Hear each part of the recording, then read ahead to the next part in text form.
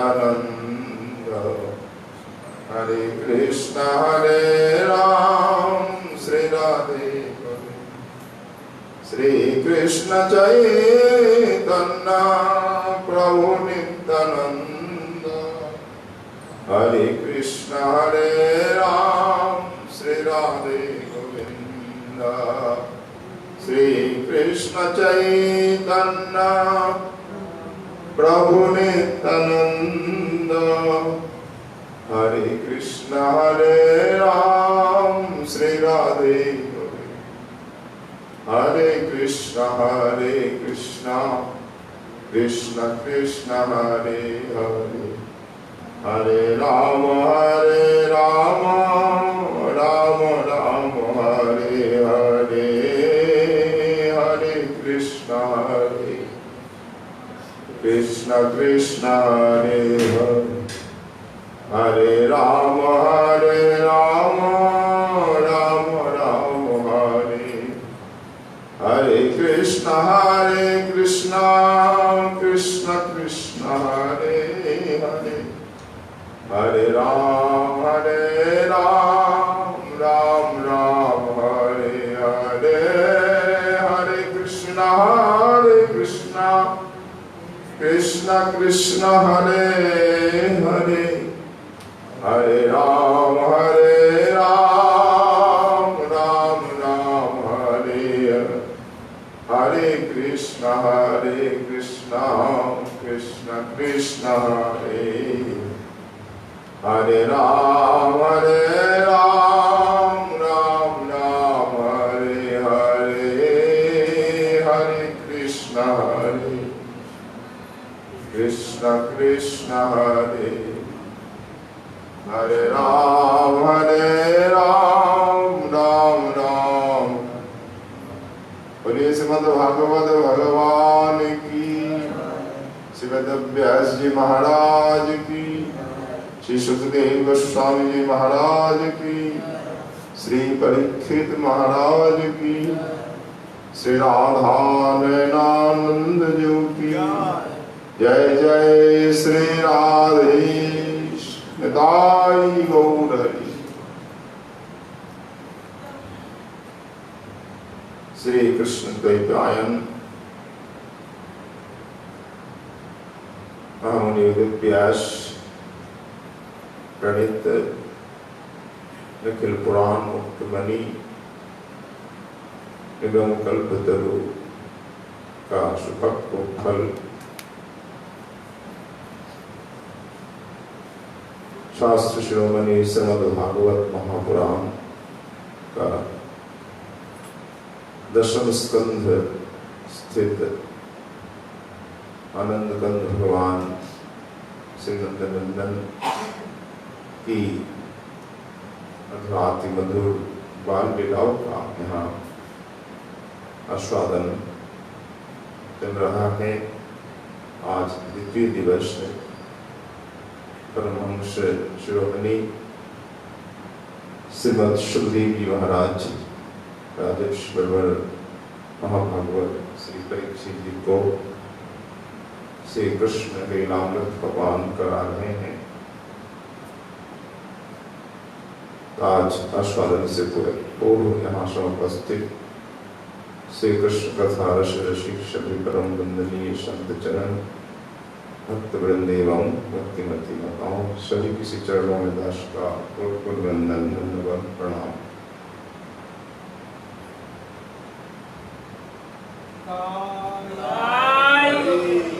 जय जय श्री राम।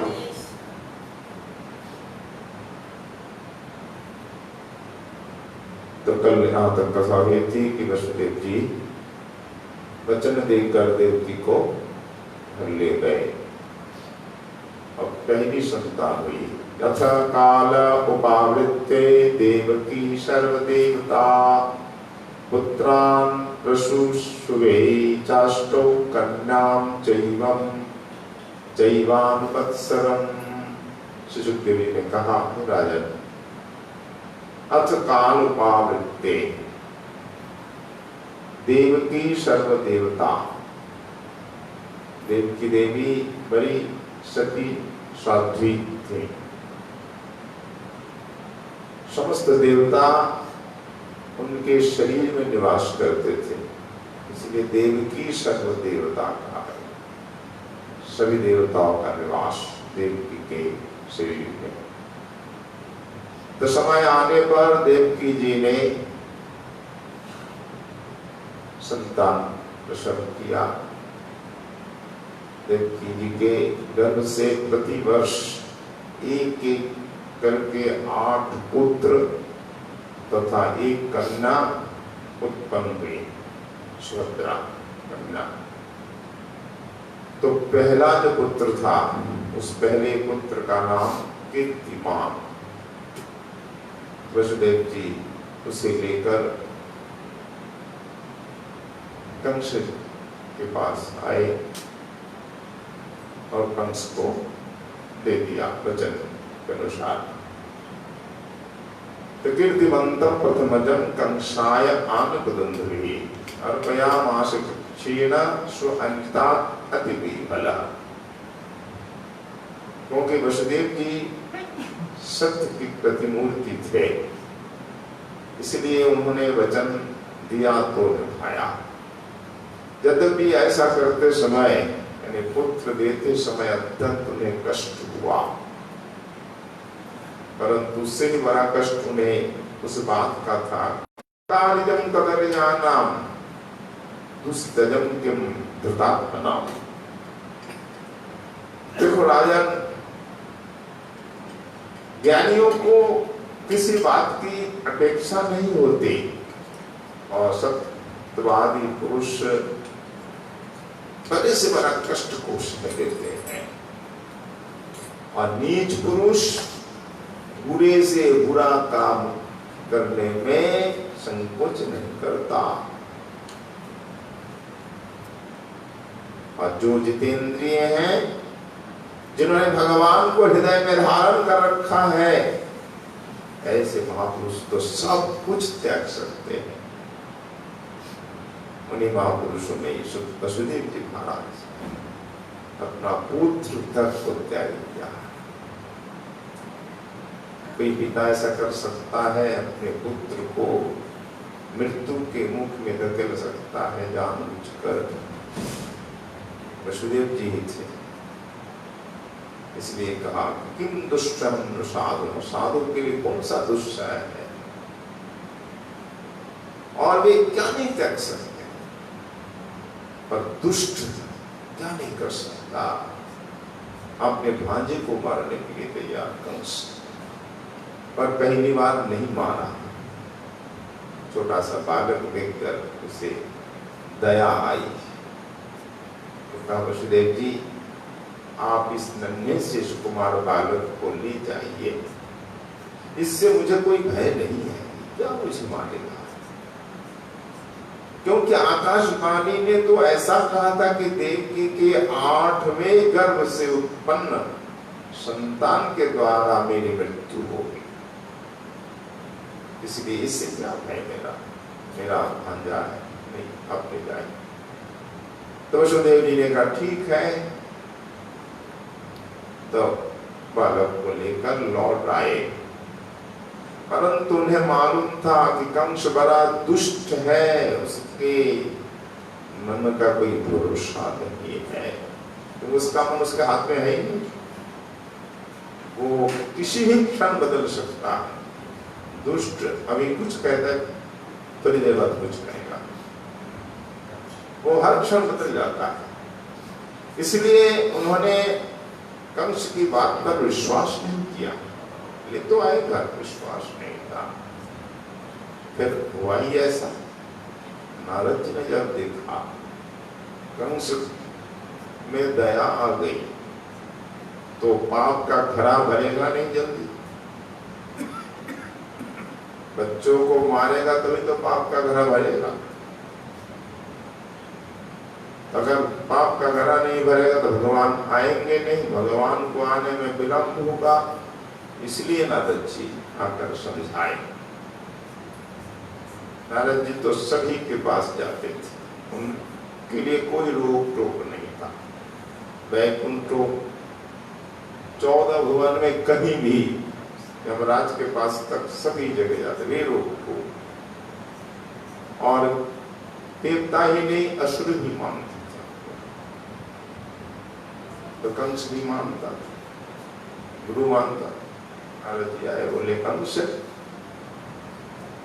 तुमने क्या किया? मैंने सुना कि वसुदेव जी के पुत्र को तुमने लौटा दिया, ऐसा क्यों किया? अच्छा नहीं किया। तो देवताओं की गिनती हम नहीं जान सकते, कौन सा पहला, कौन सा 8वां, 8 लकीर खींच करके दिखाया। देखो दाहिनी ओर से गिनती करो तो अंतिम लकीर 8वां, और उधर से करो तो पहला लकीर 8वां हो जाता है। अब उनकी गिनती कैसे, हम कैसे बता सकते हैं? उर्दू तो आप उल्टा ही लिखते हैं ना, इसलिए कौन सा 8वां है बुझना हमारे लिए मुश्किल है। तो तुम दया मत करो। देखो केवल वसुदेव ही नहीं, ब्रज में रहने वाले जो नंद आदि गोप है ना, वे उनकी स्त्रियां, वसुदेव आदि जितने यादव, देवकी आदि यदुवंशी स्त्रियां, नंद वसुदेव दोनों सजातीय बंधु बांधव सगे संबंधी, ये सब के सब देवता है जो इस समय तुम्हारी सेवा कर रहे, वे भी देवता ही है। और ये सब दैत्यों के, असुरों के शत्रु होते हैं। तो ये सब तुम्हारे शत्रु हैं। नंदादि को, वसुदेवादि यादव, ये सब तुम्हारे शत्रु है, किसी पर भरोसा न करना। और तुम वसुदेव के पुत्रों को छोड़ना नहीं, और कहीं भाग नहीं जाए। वसुदेव के मित्र है ना, भाई भी लगते हैं, इसलिए उनको कारागार में डालो और सब पुत्रों को मारो।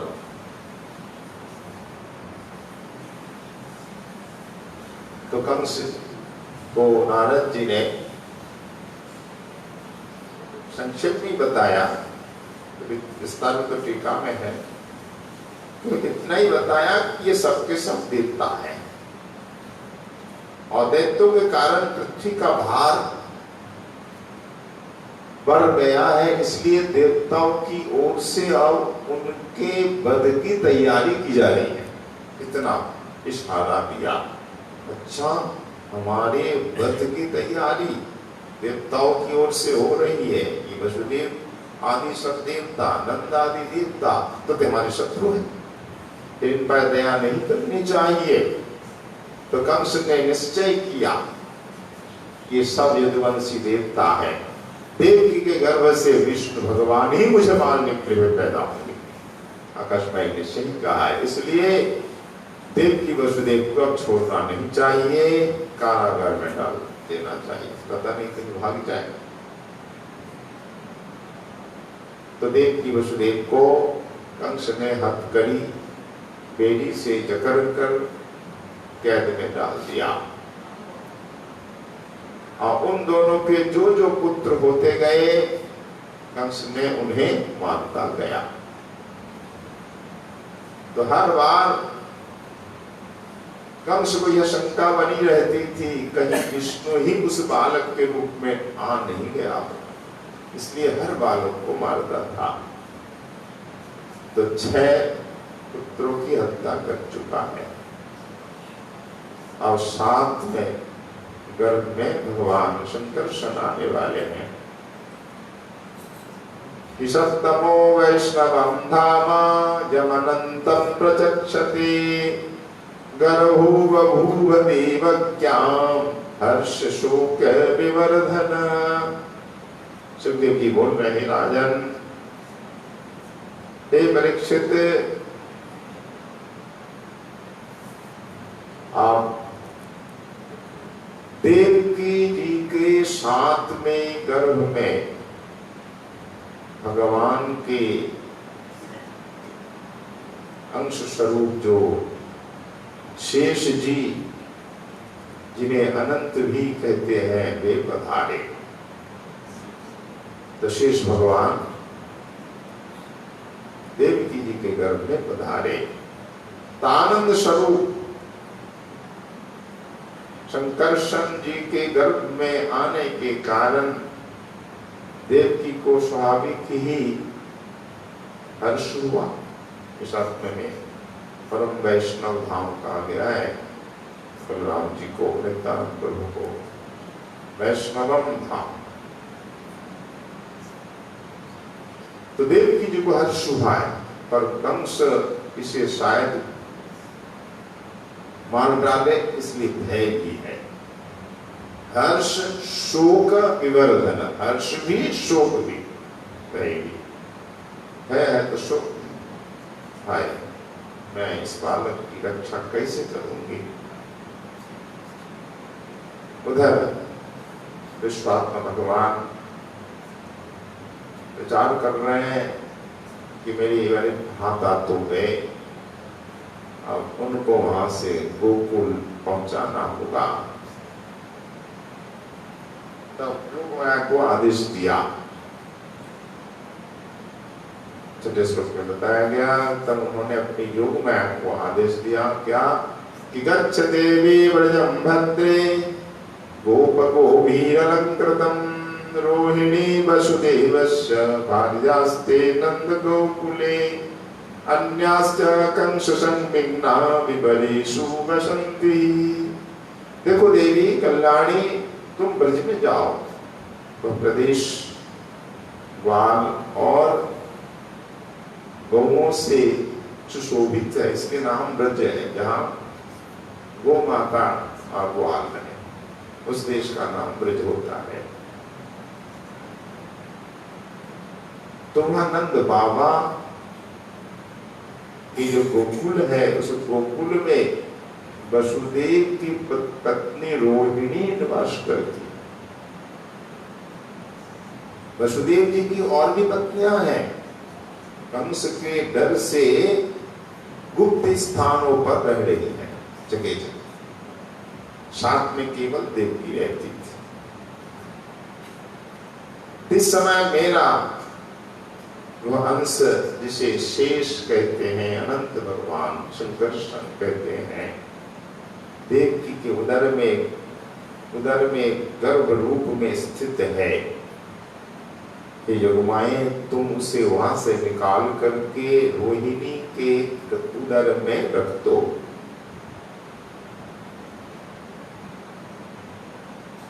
हे कल्याणी, अब मैं अपने समस्त ज्ञान बल आदि अंशों के साथ देवकी का पुत्र बनूंगा। इसके बाद 8वें गर्भ में, और नंद बाबा की पत्नी यशोदा के गर्भ में जन्म लोगी। अच्छा, मैं भी, हाँ तुम वहां जन्म लेना। तुम लोगों की मुंह मांगे वरदान देने में समर्थ भी होगी, इसलिए देवी की पूजा खूब होती है यहाँ। क्योंकि जो आप मांगते हैं सहज ही मांग पूरी हो जाती है। भगवान ने आशीर्वाद भी दे दिया योगमाया के लिए, तुम लोगों को मुंह मांगे वरदान देने में समर्थ होगे।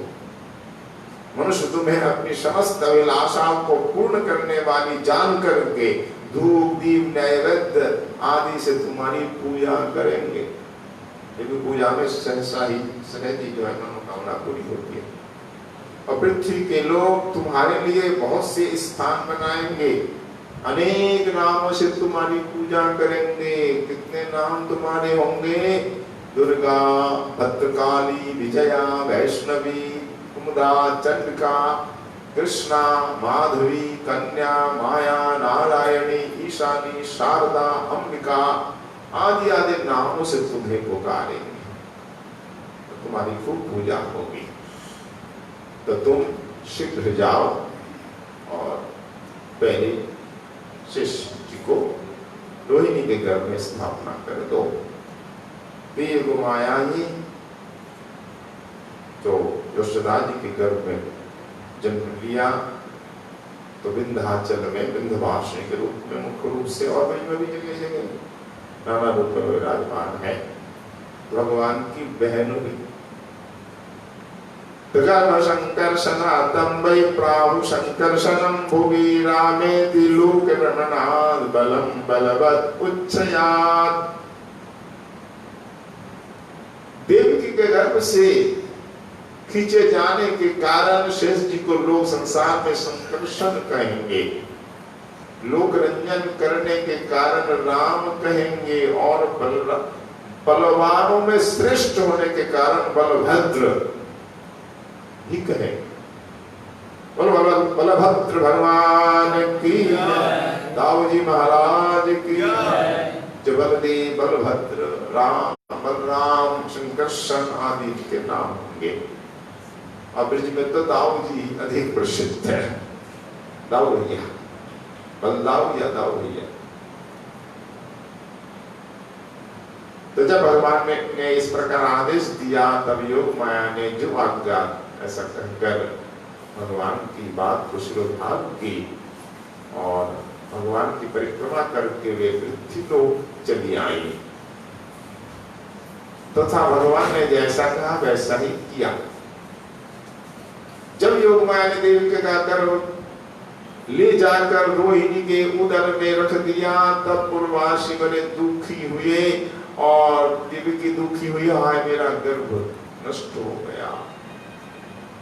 मथुरावासी भी कहने लगे, देखो भाई बेचारी देवी का गर्भ नष्ट हो गया। पर गर्भ कहाँ नष्ट हो, रोहिणी किया है, पर इनको ऐसा लगा अब भगवान आने वाले हैं। गोपाल चंद्र में रोहिणी जी का ही वर्णन है। रोहिणी को वसुदेव जी को भेज देते, कंस का अत्याचार प्रारंभ होने के कारण सुरक्षा हेतु अपने मित्र नंद बाबा को पहुंचा देते। सायंकाल घोड़ी में बैठ करके रोहिणी जी आ जाती है। पहली गुप्तचर समाचार पहुंचा दिया था। भले ही कंस का अत्याचार था और यादवों का भी प्रभाव खूब था। इनकी जो गुप्तचर संस्था ही कहेंगे, वो भी कम नहीं, बहुत जोरदार था। कंस अगर डाल डाल पर तो ये पत्ते पत्ते थे, रात में डोलते थे, हर खबर इनको लग जाती थी कंस क्या करने वाला है। पर इनकी खबर कंस को नहीं लगती, इसलिए पत्ते पत्ते पर। इसमें अक्रूर जी वसुदेव जी के परम सहायक है यादवों के, पर कंस की सभा में है, कंस का मित्र बनकर बैठा और काम इसके लिए करते हैं। तो यादव का बहुत जो है संगठन था, जो रोहिणी को रात रात पहुंचा दे, कंस को भनक भी नहीं लगे। नंद बाबा को पहली समाचार पहुंच गया तो रोहिणी को रखा, यशोदा जी ने अपनी बहन बनाकर रखा। और तब उस समय रोहिणी 3 महीने की गर्भवती थी।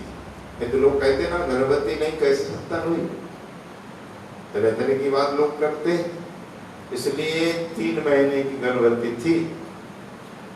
शंका का समाधान भी वो स्वामी जी महाराज ने किया, नहीं तो यहाँ के लोग शंका करते ही। तो योग मैंने क्या किया, वो जो 3 महीने का गर्भ था उसे हटा दिया, हटा करके बलराम जी को, शेष जी को स्थापित कर, इतना किया। इसी लोगों में शंका नहीं। तो 3 महीने धीरे धीरे बलराम जी समय अधिक ली, 12 महीने में जो अवतार लिए, 3 और 9। तो इधर अब भगवान दाऊ जी का जन्म हो चुका है, भगवान देवी गर्भ आ गए। तो जैसे ही अष्टम गर्भ में भगवान आए तो कंस बड़ा डर गया, बस देवकी का ये 8वां गर्भ है, यही मेरा काल है, इसी के हाथ मेरी मृत्यु लिखी है। देवताओं ने ऐसा कहा है, इसलिए सेवकों को अपने मृत्यु को सावधान कर दिया और बड़ा कड़ा पहरा उसे देव के लिए बहुत भीतर एक विशेष कारागार में को रखा गया। 7 दरवाजे पार कर जाना पड़ता। हर द्वार के पहरेदार बहुत कड़ा पहरा पहले के और रखे गए इनको, और गिनती भी कर रहे हैं इनके सेवक, कितना दिन, कितना महीना, कितना दिन हुआ। तो केवल चिंता कर रहे कब नौवां महीना आएगा। जिस दिन भगवान देवकी जी के गर्भ पधारे, पहले तो आए वसुदेव जी के हृदय में, फिर वसुदेव जी के हृदय से देवकी के हृदय में प्रवेश किया। देवकी जी ने स्वप्न देखा, एक ज्योति अपने पति के हृदय से मेरे हृदय में आकर समा गई। उसी दिन से गर्भ के लक्षण दिखाई पड़े। उस दिन से देवकी की शोभा भी अद्भुत हो गई। सुखदेव जी महाराज बोल रहे हैं कि ततो जगन मंगलमच्युतांशं समाहितं शूरसुतेन देवी दधार सर्वात्मकमात्मभूतं काष्ठायदान्यथानन्दकरं समस्ता। तो भगवान की ज्योति को धारण करने के कारण वसुदेव जी सूर्य के समान तेजस्वी हो गए। पहले उन्होंने धारण किया, तुम्हें देखकर लोगों की आंखें चौधिया जाती। देखो आज वसुदेव जी कैसी ज्योतिर्मय दिख रहे हैं। तो कोई भी अपने बल, वाणी या प्रभाव से उन्हें दबा नहीं सकता था। ऐसी ज्योति थी, ऐसा तेज था। तो भगवान के उस ज्योतिर्मय अंश को, जो जगत का परम मंगल करने वाला है, वसुदेव जी के द्वारा आधान किए जाने पर देवी ने ग्रहण किया। तो जैसे पूर्व दिशा चंद्रदेव को धारण करती है, वैसे ही शुद्ध सत्व से संपन्न देवी ने विशुद्ध मन से सर्वात्मा आत्म स्वरूप भगवान को धारण किया। पूर्व दिशा चंद्रमा को धारण करती है और देवकी जी ने भगवान को धारण किया। देवकी कौन है? विशुद्ध सत्व की मूर्ति है। भगवान का धारण वही कर सकता है जो विशुद्ध सत्व की प्रतिमूर्ति होगा। तो सर्वात्मा भगवान सच्चिदानंद प्रभु आ गए देवकी के हृदय में। देखो क्या आश्चर्य है, कैसी विडंबना है कि भगवान समस्त जगत के निवास स्थान है ना, समस्त जगत के निवास स्थान है। तो देवकी आज उन्हीं का निवास स्थान बन गई। परंतु घरे आदि के भीतर बंद किए हुए दीपक का और अपनी विद्या दूसरे को न देने वाले ज्ञान बल की श्रेष्ठ विद्या का प्रकाश जैसे चारों ओर नहीं फैलता, वैसे ही कंस के कारागार में बंद देव की भी उतनी शोभा प्राप्त नहीं हुई। दीपक जल रहा है, घरे में बंद है, भीतर क्या ज्योति फैले? विद्या आपके पास है, आप इसको देते नहीं तो यह विद्या धीरे धीरे लुप्त हो जाती। विद्या जितना दान करेंगे उतनी विद्या बढ़ती है, और बिना दान के विद्या नाश हो जाती है, घट जाती है। उसका प्रकाश चारों ओर नहीं फैलता। उसी प्रकार देवकी के घर में भगवान तो है, पर सीमावत उस कारागार में बाहर ज्योति प्रकाश नहीं फैला, लोगों को नहीं मालूम पड़ा। पर वो जो बंदी गृह है, कारागार जगमगा रहा है ज्योति से। कंस को भी भय लगा, मनी मन कंस कहने लगा, बात क्या, कारागार में ऐसी ज्योति कहां से आई? अंधेरा था और ज्योति अच्छी लगता। अब की बार मेरे प्राणों के ग्राहक विष्णु ने इसके गर्भ में अवश्य ही प्रवेश किया होगा, क्योंकि पहले देवकी ऐसी नहीं थी कभी, आज कैसी ज्योतिर्मय दिख रही है।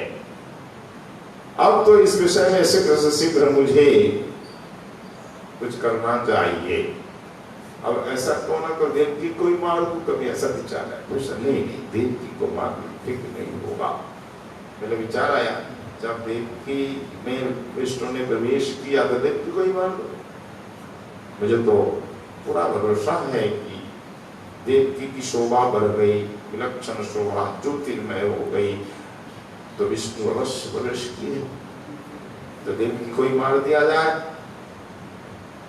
फिर मन ही मन सोचता है नहीं, देवकी को मारना ठीक नहीं होगा, क्योंकि वीर पुरुष स्वार्थवश अपने पराक्रमों को कलंकित नहीं करते। मैं गर्भवती नारी का वध कर दूं, मेरा पराक्रम कलंकित हो जाएगा। तो कहेंगे देखो अपनी बहन को मारा, गर्भवती बहन को, तो मेरा पराक्रम जो है कलंकित हो जाएगा। क्योंकि एक तो स्त्री है, वीर पुरुष स्त्री को नहीं मारता, फिर वो वीर नहीं कहलाता, वो कायर है, स्त्री को मारता है। और दूसरी बात ये मेरी बहन है, तीसरी बात गर्भवती है, इसको मारने से मेरी तत्काल कीर्ति, लक्ष्मी, आयु नष्ट हो जाएगी, ये भी समझता था कंस। जितने दानव थे उनके पास विद्या तो थी, ज्ञान तो था, पर वो ज्ञान काम खा नहीं था। वो कभी कभी विचार आता फिर लुप्त हो जाता, जैसे आकाश में बिजली चमकती है पर ठहरती नहीं है। इन लोगों के पास विद्या नहीं ठहरती। रावण कोई कम विद्वान था, कंस, हिरण्यकश्यप आदि सब विद्वान थे, पर विद्या काम की नहीं थी। तो समझता था कंस जी अगर मार तू देवकी को, मेरी कीर्ति, लक्ष्मी, आयु नष्ट हो जाएगी। तो विचार करके ही कंस ने कहा नहीं, मैं नहीं मारूंगा। तो सुखदेव जी बता रहे, देखिए राजा कंस देवकी को मार सकता था, किंतु स्वयं ही इस अत्यंत क्रूरता के विचार से निवृत्त हो गया। ये प्रभु की इच्छा थी। प्रभु की इच्छा हो तो सामने मारने वाला भी मार नहीं सकता, आया जरूर मारने पर मार नहीं सकता, बंदूक से गोली ही नहीं निकली। अब तो कंस के हृदय में भगवान के प्रति दृढ़ बैर भाव जम गया, मन में गांठ कर जन्म की प्रतीक्षा करने लगा कि अब कब जन्म होगा। हर समय कंस भगवान का चिंतन करने लगा। इसलिए नारद जी ने कहा कि बैर भाव से, शत्रुता से जिस प्रकार तन्मयता होती है, भक्ति भाव से नहीं होती उतनी तन्मयता।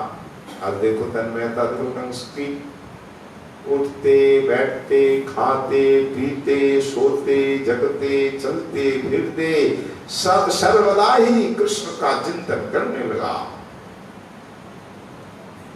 ये बता दिया 24वां श्लोक में, यासिनः संविसंतिष्ठन् भुञ्जानः पर्यटन् महिं चिन्तयानो ऋषिकेशम् अपश्यन् तन्मयं जगत्। कितना बहुभाग्य कहेंगे, कंस का भाग कम नहीं था।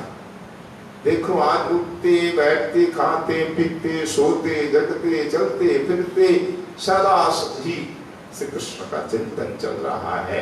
जहां भी उसकी आंख पड़ती वहां उसे क्या देखता, श्री कृष्ण खड़े हैं, श्री कृष्ण ही दिखते। चारों दिशाओं में संपूर्ण जगत कृष्णमय दिखने लगा। तो कम भाग्य, ऐसा तो महाभागवत को होता कहना। जैसे हमारे श्रीमद जीव गोस्वामी प्रभु ने कहा, तो पंचम और भाग क्या चाहिए। देखो कंस जब मर रहा था सामने ठाकुर थी कि नहीं, श्री कृष्ण अंतिम समय पहुंच गए, कंस का आलिंगन किया, देखिए, मृत्यु से पहले भगवान का आलिंगन प्राप्त हुआ, फिर भगवान को लेकर कन्हैया गिरे, साक्षात भगवान ने मारा, वो वर्णन नहीं है। ठाकुर ने कहा मैंने कब मारा कंस को, मामा को मारूंगा, लोग हमें क्या बदनाम देंगे ना। देखो भांजा ने मामा को मारा, बोले मामा को कब मारा, मैं तो मामा से मिलने गया, मामा से गले लगा, मैं मामा घबरा गए, मैंने तो गले लगाया, आलिंगन करने को गया और मामा घबरा कर मुझे लेकर गिर गए और मर गए, तो मैं क्या कर सकता था। ऐसा ही श्री कृष्ण भगवान ने कहा, वास्तव में ऐसे गिर गए। कहीं आपने सुना है क्या भगवान ने शस्त्र से मारा, तलवार से, मुक्का से, किसी से? ऐसा नहीं, वो तो घबरा कर भगवान ने आलिंगन किया, पकड़ा जरूर, चाहे क्रोध में हो कैसे हो, पकड़ा और गिर गए, उस मंच से गिर गए तो भगवान का विश्वम्भर भाग से ही वो दब गया, मर गया। तो भगवान का मैंने नहीं मारा, वो अपने आप मरा, चाहे कुछ भी हो। पर जी गोस्वामी जी महाराज कह रहे, देखो भागवत कितना कंस का, वो सर्वत्र सर्वदा कृष्ण का ध्यान करता, चिंतन करता, समस्त जगत कृष्णमय दिखने लगा। अंत में भगवान का आलिंगन प्राप्त हुआ, भगवान को लेकर के मृत्यु के समय भगवान उनके वक्षस्थल पर जैसे पुतना। तो कौन, किसको ऐसा भाग प्राप्त हुआ जब मृत्यु से भगवान उनके छाती पर हो? हिरण्यकश्यप को हुआ, ये पार्षद थे ना, भगवान के वक्षस्थल पर। फिर भगवान ने अंतिम क्रिया करी, कंस की जो अंत्येष्टि किसने की? भगवान ने, वही यमुना जी ले गए, अंत्येष्टि क्रिया, सब कुछ क्रियाक्रम ठाकुर ने की। तो कंस का भी बड़ा सौभाग्य है। पर ये विरोधी का अभिनय कर रहे हैं, ये पाठ अदा कर रहे हैं। अब कंस की स्थिति बता दी गई, प्रतीक्षा केवल है कब जन्म ले। आज जगत कृष्णमय दिखने लगा। फिर राजा इधर देवकी जी की स्तुति करने नित्य देवता सब आते, भगवान शंकर, ब्रह्मा जी कंस के कैद खाने में रोज आते। देवकी जी ने एक बार देखा कि देखो सब देवता आए, किसी के 4 मुख, किसी के 5, शंकर जी के 5 ही मुख होते, हर समय नहीं रहते, कभी 55 हो जाते। षडानन कार्तिक जी वो हाथी जैसा मुंह, गणेश जी, कितने बड़े बड़े देवता ऋषि मुनि सब आए अपने अपने अनुचरों के साथ और देव की गर्भ की स्तुति करने लगे। तो ब्रह्मा भवश्च तत्रैत्य मुनिभिः नारदादिभिः देवैः सानुचरैः साकं गिरिभिः भीषणम् ऐरयन्। तो सभी देवता ऋषि सुमधुर वचनों से सबके विलासा पूर्ण करने वाले श्री हरि की इस प्रकार स्तुति की, जिसे भगवत जी में गर्भ स्तुति कहा जाता है। गर्भ स्तुति के रूप में ब्रह्म प्रसिद्ध है। तो भगवान सत्य स्वरूप है ही। सत्य व्रतम सत्य परम त्रिसत्यम सत्यस्य योनिं निहितं च सत्ये सत्यस्य सत्यं हृदसत्यनेत्रं सत्त्वात्मकं त्वां शरणं प्रपन्नः सत्त्वात्मकं त्वां शरणं प्रपन्नः। सभी देवता ऋषि कह रहे हैं कि हे सत्य व्रत, यानी आपका संकल्प सदा सत्य होता है और सत्य परम, सत्य ही आपकी प्राप्ति का श्रेष्ठ स्थान है। सत्य से भगवत प्राप्ति होती है। त्रिसत्यम, आप सृष्टि के पूर्व, सृष्टि के बीच और प्रलय के पश्चात तीनों काले में आप सत्य है, सदा स्थित है। और और सत्यस्य योनि, आप सत्य के क्या है, योनि, यानी सत्य के उद्गम स्थल आप है। तापी परम सत्य है, निहितम च सत्य, सत्य में ही आप स्थित रहते हैं।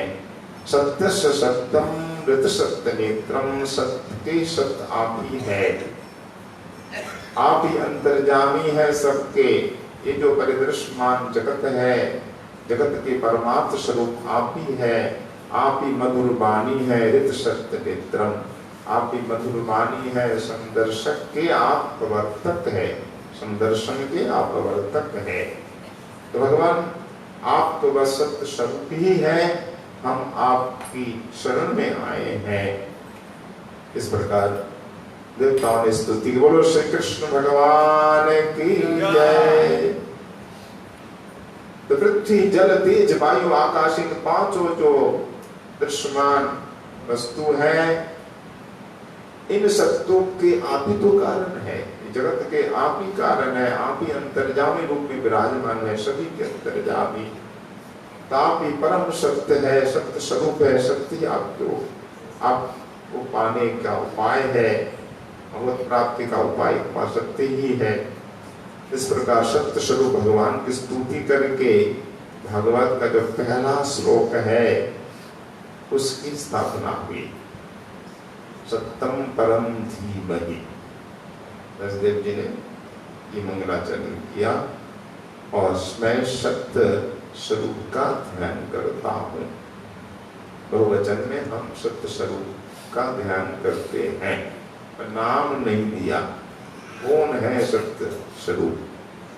सत्यम परम धीमहि, कोई सत्य का स्वरूप है, श्री कृष्ण के लिए ही हम वंदना मंगलाचरण है। उसका प्रमाण भागवत जी में ही है।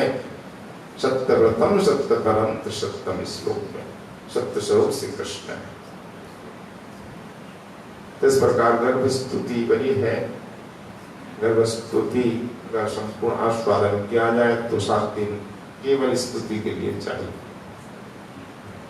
तो संसार का वर्णन करते हैं। संसार क्या है? बोले एक सनातन वृक्ष है, सनातन है। इस वृक्ष का आश्रय एक है, कौन? प्रकृति। इस वृक्ष के पेड़ के 2 फल है, सुख और दुख। 3 जड़ है इस वृक्ष की, 3 जड़ें हैं, सत्व रज और तम, ये 3 गुण। इस वृक्ष के 4 रस है, धर्म अर्थ काम मोक्ष। और इसके जानने के 5 प्रकार है जिससे हम जान सकते हैं। क्या? श्रोत्र यानी कान, त्वचा, नेत्र, रसना, नासिका, ये 5 ज्ञानेंद्रियां हैं, इससे हम जान सकते हैं। और इसके 6 स्वभाव है। क्या क्या है? 6 स्वभाव: पैदा होना, रहना, बढ़ना, बदलना, घटना, नष्ट हो जाना, है ना? ये हमारा भी शरीर के लिए ही कहा गया है। वृक्ष मतलब शरीर। कोई भी वृक्ष है, कोई भी शरीर है, पैदा होता है, फिर क्या होता है? रहता है, फिर बढ़ता है, फिर बदलता है। हम बालक थे, फिर युवा हो गए, फिर बूढ़े हो गए, बदलता है, घट जाता है, फिर घट जाता है कि नहीं? हमारी आयु घटती है, बाल सफेद हो जाते हैं, आंखों की नजर कम हो जाती है, कानों से कम सुनने लगते हैं, पाचन शक्ति क्षीण हो जाती, चल नहीं पाते, ये सब घटना है। फिर धीरे धीरे नष्ट हो जाता है। ये 6 स्वभाव है।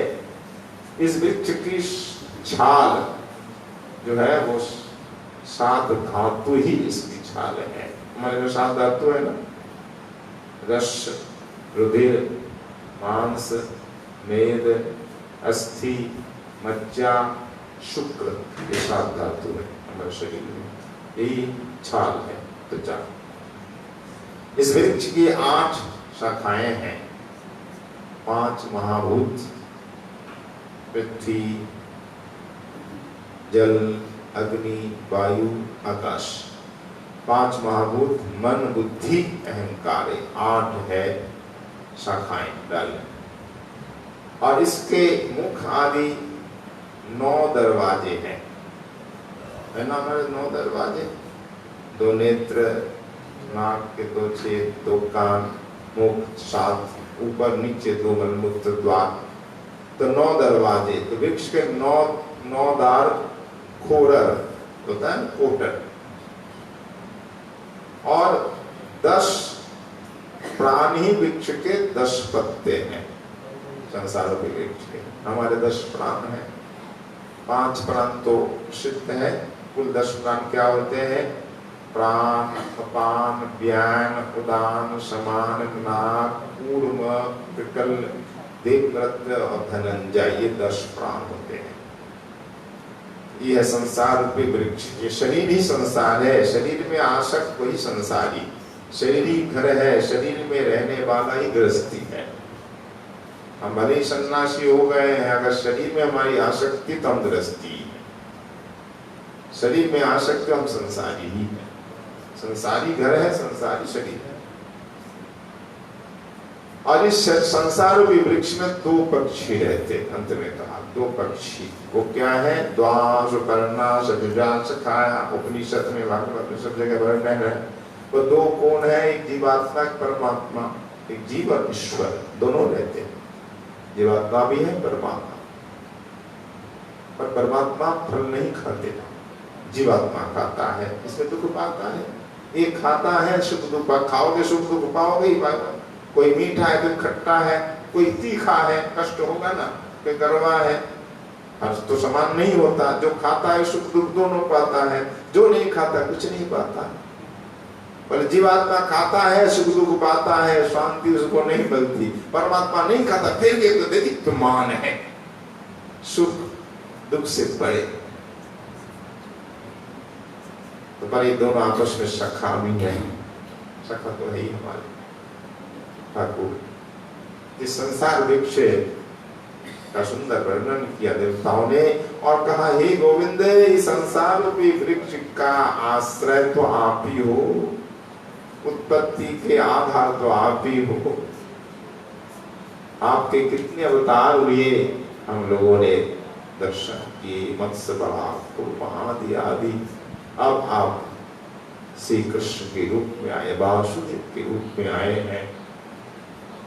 देखिए, आपको पाने का एक ही उपाय है, भक्ति। भक्ति के अलावा आपको कोई दूसरा नहीं पा सकता है, कोई दूसरा उपाय है ही नहीं। और संत जन आपको प्राप्त करते करके फिर वो नौका इस बात छोड़ के चले जाते हैं, इसलिए कि और लोग भी सागर को पार करें। संत महापुरुष नौका में बैठकर अनायास भवसागर पार हो जाते हैं, होकर के पुनः नौका को इस पार कर देते हैं, क्योंकि हम भी पार हैं। इतने दयालु होते हैं आपके संत जन, उनके लिए संसार कुछ नहीं है। गोवत्स पदम भवाब्धिम, जो आपकी भक्ति करते हैं, भक्ति की महिमा बताई। या तो भागवत जी में हर प्रसंग में भक्ति की महिमा बताई, गर्भस्तुति में भक्ति की महिमा, ज्ञान की नहीं, योग की नहीं। देखिए 2-3 श्लोक कितना सुंदर है। इतयम्बुजाक्षा किल सत्वधाम्नि समाधिनावेशितचेतसैके तत्पाद पोतेन महत्कृतेन कुर्वन्ति गोवत्स पदं भवाब्धिम्। गर्भस्तुति का 30वां श्लोक, दशम स्कंद 2 अध्याय का 30वां श्लोक। तो देवता कह रहे हैं, तय अंबुजाक्ष, भगवान के लिए संबोधन है। आप अंबुजाक्ष मतलब कमल नयन, आप कमल के समान कोमल अनुग्रह से भरे आपके नेत्र हैं। आपके नेत्रों में मानो अनुग्रह कृपा भरी हुई है, कृपा आपके नेत्रों से बरस रही। ऐसे नेत्र वाले प्रभु, कुछ बिरले लोग ही, भक्त बिरले ही होते हैं। भक्त का नाटक करने वाले तो बहुत हैं, पर सच्चे भक्त बिरले होते हैं। सच्चा भक्त नहीं कभी कहता कि मैं भक्त हूँ, भजन करने वाला नहीं कहता कि मैं भजन करता हूँ, ज्ञानी सच्चा ज्ञानी नहीं कहता मैं ज्ञानवान हूँ, विद्वान हूँ। जो ऐसा कहता है वास्तव में ऐसा है नहीं, उल्टा भजन करता है कहता तो भजन नहीं करता। भजन करने वाला नहीं कहेगा, सच्चा ज्ञानी नहीं कहेगा मैं ज्ञानी हूँ, विद्वान हूँ। तो सच्चे भक्त तो बिरले होते हैं, जगत में दुर्लभ है ऐसे भक्त। तो ऐसे लोग ही देवता बोल रहे हैं कि ऐसे लोग ही आपके समस्त पदार्थों और प्राणियों के आश्रय स्वरूप रूप में पूर्ण एकाग्रता से अपना चित्त लगा पाते हैं। भगवान में एकाग्रता पूर्वक चित्त लगाना कोई मामूली बात नहीं, हजारों लाखों जन्म की तपस्या से ही ऐसा होता है या संत गुरु कृपा से।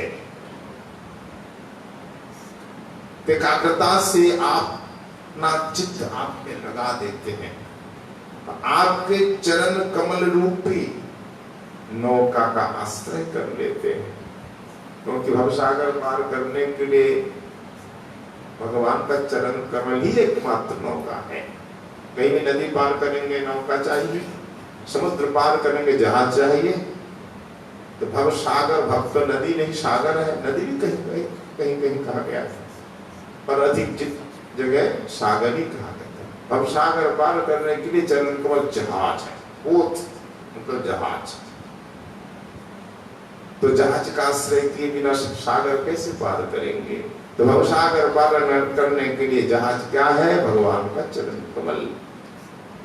तो ऐसे भक्त अनन्य प्रेमी रसिक भक्त आपके चरण कमल रूपी जहाज का आश्रय लेकर संसार सागर को पार कर जाते हैं। अनायास कैसे करते? गोवत्स पदम भवाब्धिम, बछड़े के खूर के गड्ढे के समान अनायास पार कर जाते हैं।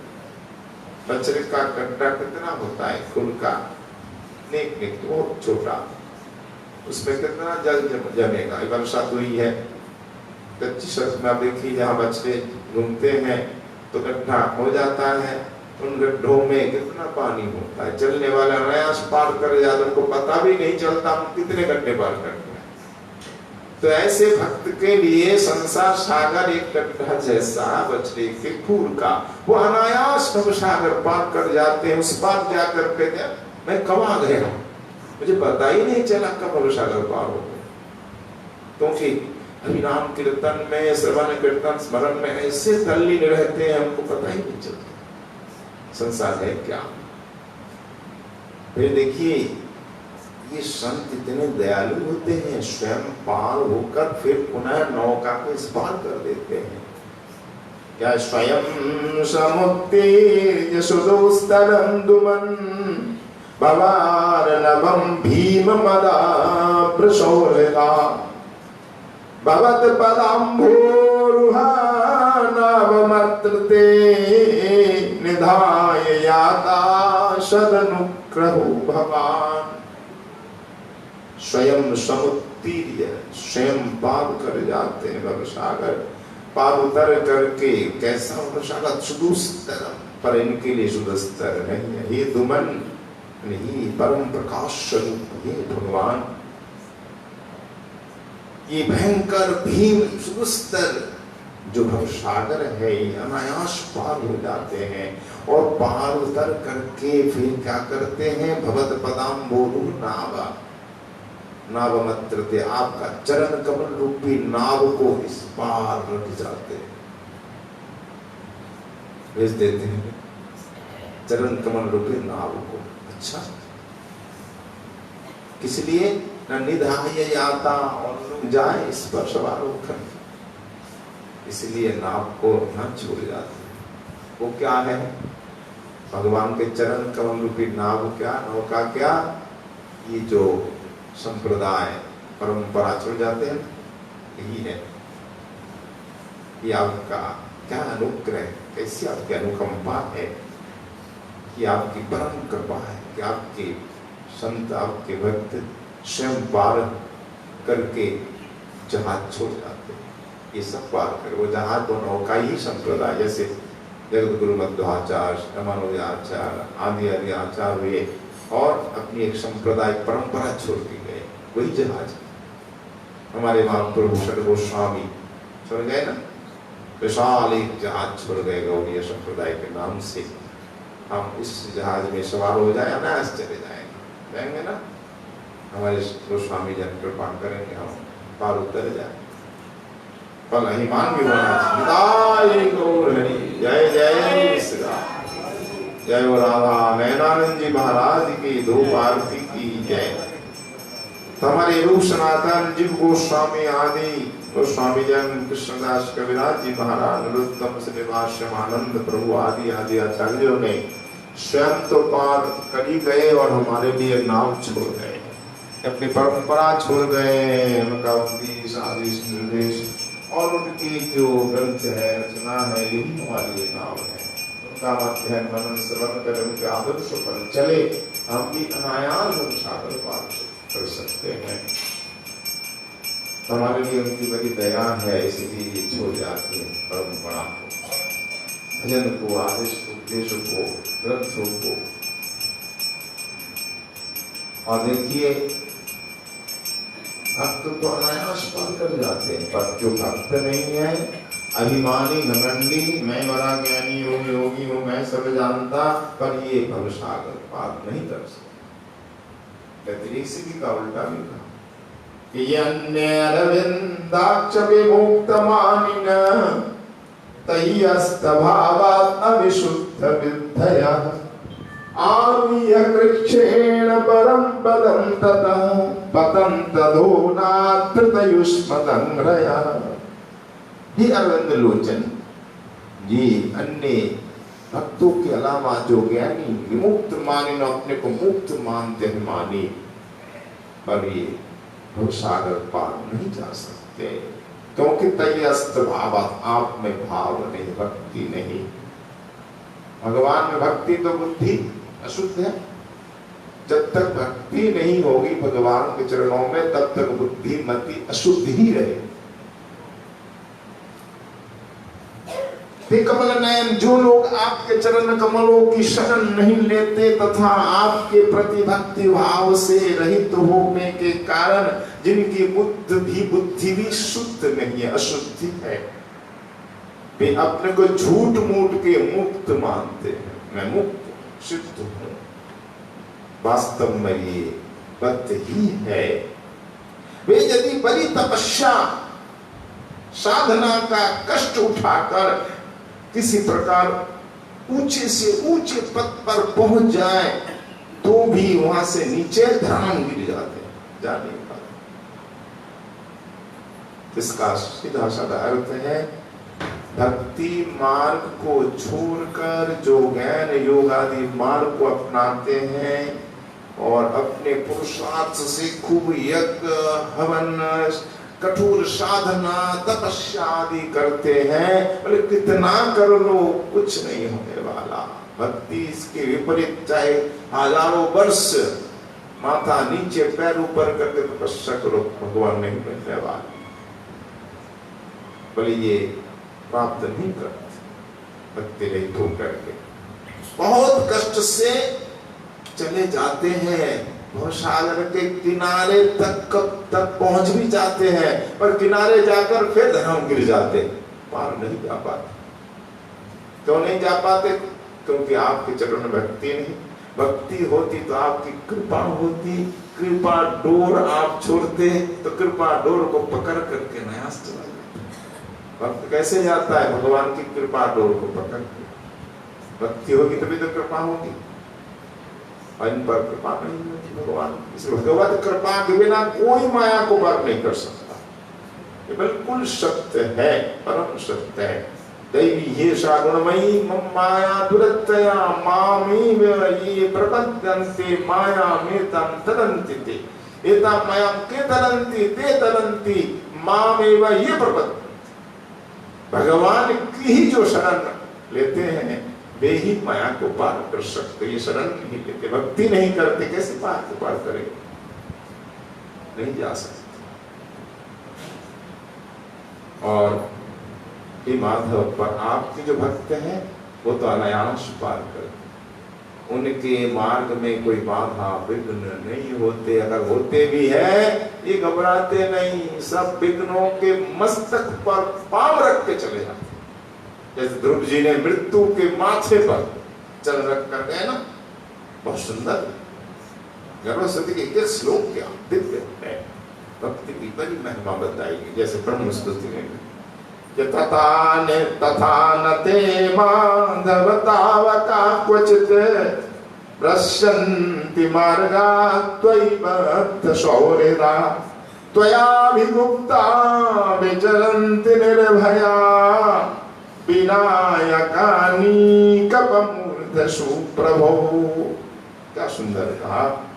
ये भगवान जो आपके अपने निज जन है, भगवान के जो निज जन है, भक्ति तो उनके निज जन है। और कौन है? ये ज्ञानी भगवान को मानता है क्या? हम भगवान के हैं? नहीं मानता। वो तो कहता हम ब्रह्मास्मि, मैं ही ब्रह्म हूँ। भक्ति कहता मैं दास हूँ। और कौन कहता है भक्त कहना? वो तो भक्ति ही भगवान के निज जन है। हे प्रभु, जो आपके भक्त है, आपके अपने निज जन है, वे तो अनायास पार कर जाते हैं। कैसे करते हैं? ना आपके चरणों में उनकी सच्ची प्रीति होती है। वो सच्ची जो प्रीति है, इसके कारण वे कभी ज्ञान के अभिमान नहीं करता।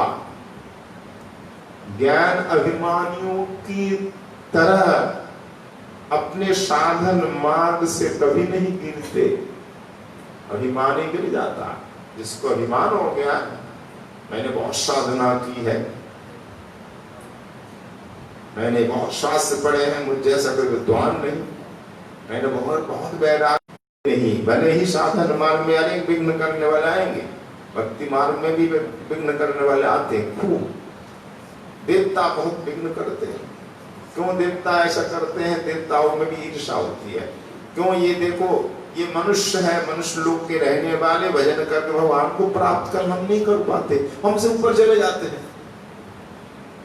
ईर्षा होती है। देखो ध्रुव धरती का है, मनुष्य लोग का, और हमारे ऊपर वैकुंठ चला गया। तो उनको ईर्षा होती है कि भजन स्माल के गिरा। तो वे बड़े बड़े विघ्न डालने वालों की, विघ्न डालने वाले अनेक विघ्न के देवता होते हैं। उनमें गणनाथ गणेश जी है, प्रधान मुख्य है। विघ्नेश्वर कहा गया है गणेश जी को। विघ्न डालने वाले जितने देवता है, सेना है, सेनापति, सब के ईश्वर विघ्नेश्वर। इसीलिए गणेश जी की पूजा कर लेते कि कोई विघ्न नहीं हो। बच्चों, भगवान के अनन्य शरण ये भक्त है ना, शरणागत, उनको गणेश जी की पूजा की आवश्यकता नहीं। केवल गुरु जी की पूजा कर लो, सारे विघ्न टल जाए। भगवान नाम का आश्रय और गुरु जी की पूजा। तो बड़े बड़े विघ्न डालने वालों की सेना के सरदारों के सिर पे पैर रखकर निर्भय विचरण करते। जो भगवान के अनन्य भक्त होते हैं, बड़े बड़े विघ्न डालने वाले सेनाओं के सरदारों के, उन सेनाओं के सरदारों के सिर पर पांव रख के विचरण करते, निर्भय होकर के। कोई भी विघ्न उनके मार्ग में रुकावट नहीं डाल सकता, क्योंकि उनके रक्षक जो आप है, भगवान हमारे रक्षक है। फिर विघ्न से क्यों घबराए? क्या घबराना? भजन में विघ्न होगा, भक्ति मार्ग में विघ्न होगा, पर विघ्न आपके लिए सीढ़ी बन जाएगा। कुंती माँ ने भी ऐसा कहा, ये विघ्न विपत्ति हमारे लिए सहायक है। भक्ति मार्ग में, भजन में अगर विघ्न नहीं हुआ ना, हम आगे नहीं बढ़ सकते। विघ्न ही हमें आगे बढ़ाता है। जैसे सीढ़ी के बिना ऊपर नहीं चढ़ सकते। ये श्रीमद् गोस्वामी जी के वचन है कि विघ्न हमारे लिए भजन मार्ग के सोपान बन जाते हैं। हम आसानी से पहुंच जाते हो आपके पास। इसलिए विपत्ति मांगी पंक्ति में है, विपदा संतु न शस्व तत्व तत्व जगत को आदि। कबीरदास जी ने भी कहा कि सुख के माथे शिल परो, जो हरि हृदय से जाए, बलिहारी बा दुख की, जो पल पल नाम जपाए। सुख नहीं चाहिए हमें, सुख के माथे शिल पड़े, यानी वज्रपात हो, ओलावृष्टि हो जाए।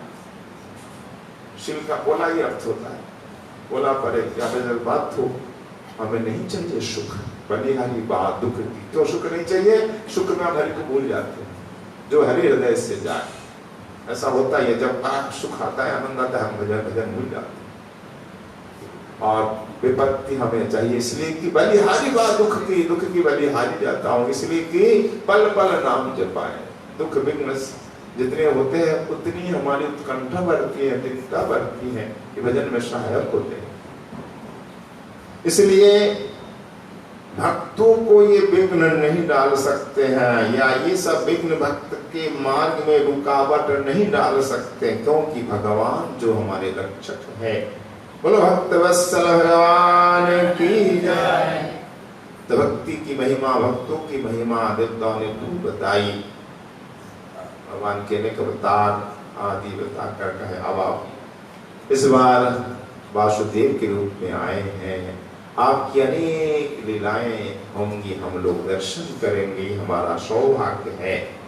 जब भगवान जब जब पृथ्वी पर आते हैं तब तब देवताओं का भी सौभाग्य का पिटारा खुल जाता है।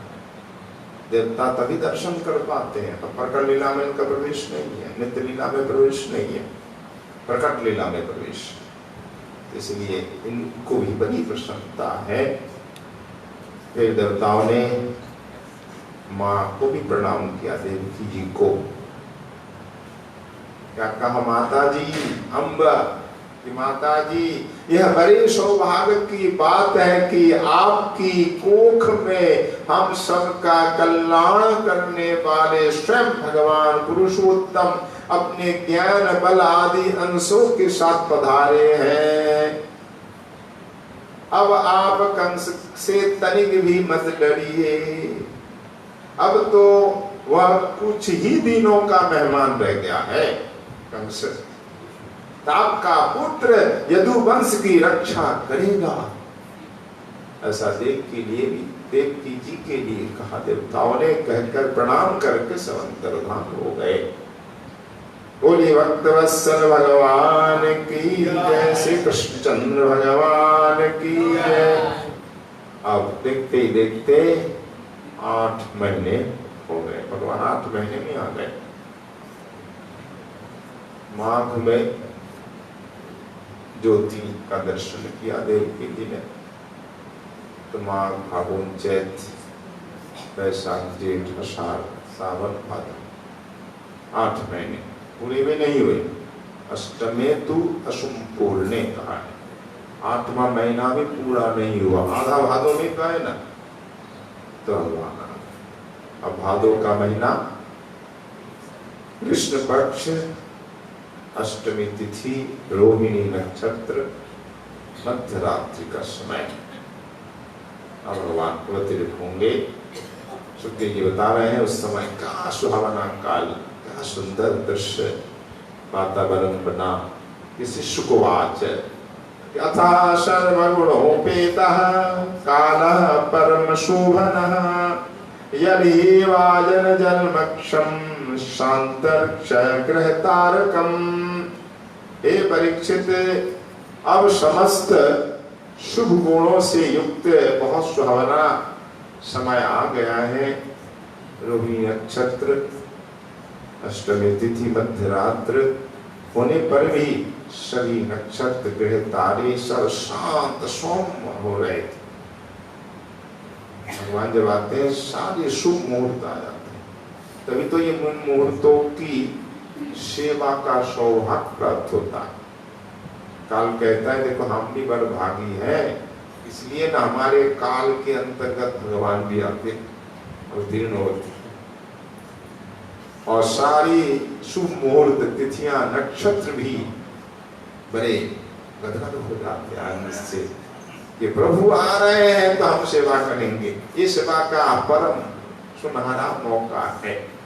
इसलिए सारी तिथियां शुभ घड़ी सब आ गई, दिशाएं एकदम स्वच्छ हो गई, तो दिशाएं प्रसन्न हो गई। निर्मल आकाश में तारे जगमगा रहे थे।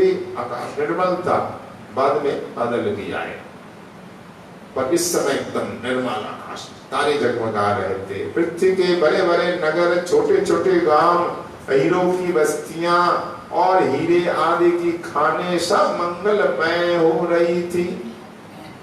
नदियों का जल निर्मल हो गया। रात्रि के समय भी सरोवरों में कमल खिलने लगे। रात्रि में कमल नहीं खिलता, उल्टा हो रहा है आज, क्योंकि भगवान आ रहे। तो रात्रि में सरोवरों में कमल खिल रहे थे। वन में वृक्षों की पंक्तियां रंग बिरंगे पुष्पों के गुच्छों से लद गई थी।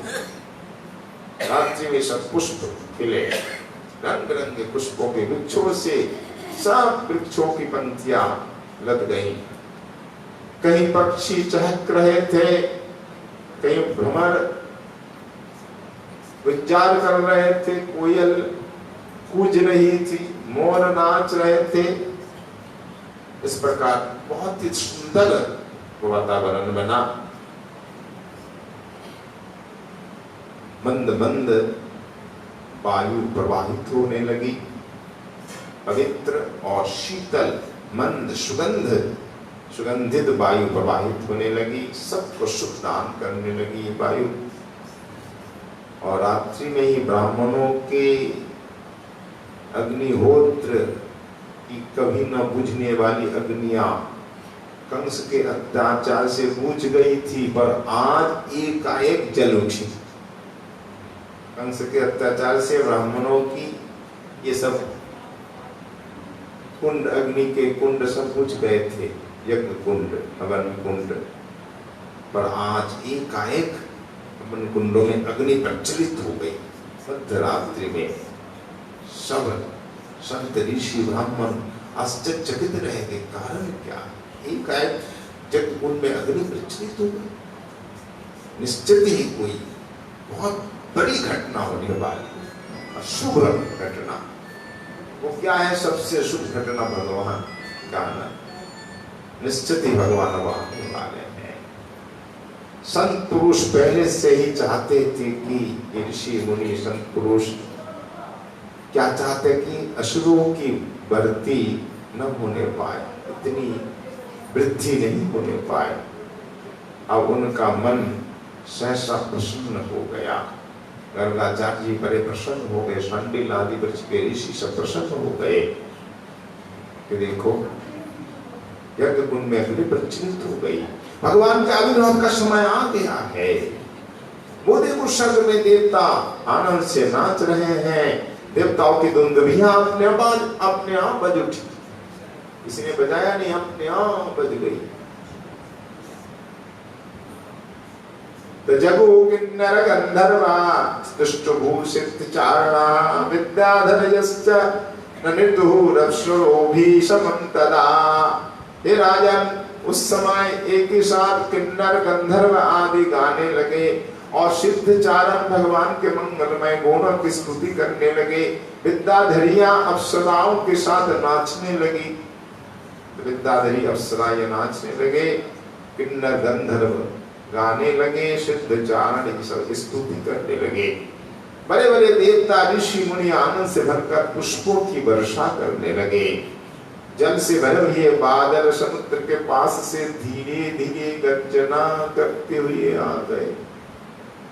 समुद्र तो यहाँ नहीं है, दूर है ना। तो समुद्र महाराज ने इन बादलों से कहा, तुम शीघ्र जाओ मथुरा के आकाश में, वहां मेरे जमाई आने वाले। समुद्र के जमाई का ना, समुद्र की कन्या लक्ष्मी के साथ विवाह हुआ श्रीमन नारायण का, इसलिए समुद्र को यह अभिमान है मैं ससुर हूं, मैं ससुर हूं और ये हमारे जमाई। तो बादलों से कहा समुद्र, और भगवान देखिए हर अवतार में समुद्र के पास ही रहे, नहीं तो गए गए ना, राम जी भी समुद्र के पास गए, समुद्र में सेतु बांधा, समुद्र के किनारे लीलाएं की, और हमारे श्री कृष्ण भगवान तो समुद्र में ही बस गए। क्या कहते सो घर जमाए ना, समुद्र में ही नगर बनाया बस गए। हमारे महाप्रभु भी समुद्र किनारे रहे ना 18 वर्ष जगन्नाथपुरी में। तो भगवान का जो समुद्र से बड़ा लगाव है, इसलिए कि सुसर है। तो समुद्र ने बादलों से कहा, अरे बादलों क्या कर रहे हो, सिद्ध चले जाओ मथुरा आकाश में, तुम बड़े भाग्यशाली हो, अब भगवान आने वाले हैं, अवतीर्ण होने वाले हैं, तुम वहां जाकर के मंद मंद गर्जना करो और पुष्प वृष्टि यानी पारों की वृष्टि करो, ये स्वागत के लिए जाओ, चले जाओ। तुम भाग्यशाली इसलिए हो कि भगवान भी तुम्हारे जैसे ही रंग के होंगे। मुनिजन कविजन जब उनकी कीर्ति गाएंगे, उनके बारे में कहेंगे तो क्या कहेंगे, हे मेघ श्याम, कहते हैं ना आपका रंग मेघ के समान, बादलों के समान है। तो मेघ श्याम भगवान का नाम है। तो मेघ के समान भगवान, तो तुम्हारी उपमा देंगे सब कवि जन, तो तुम्हारा भाग है कि नहीं। तो तुम्हारे मित्र भी है श्री कृष्ण, तुम्हारे जैसे हैं, तो तुम अपने मित्र की प्रभु की सेवा करके चले जाओ। हाँ, तो समुद्र ने भेजा और ये बादल आ गए, आकर के धीरे धीरे गर्जना करने लगे। समुद्र ने भेजा ऐसा तो नहीं कहा, बोले और क्या कहते, कह तो दिया मंद मंदम जलधरा जगरजूर अनुसागरम, कह तो दिया। अनुसागर का अर्थ ही है समुद्र के पास से ये बादल आए, समुद्र ने भेजा तभी तो। और धीरे धीरे ये बादल आगे गर्जना करने लगे।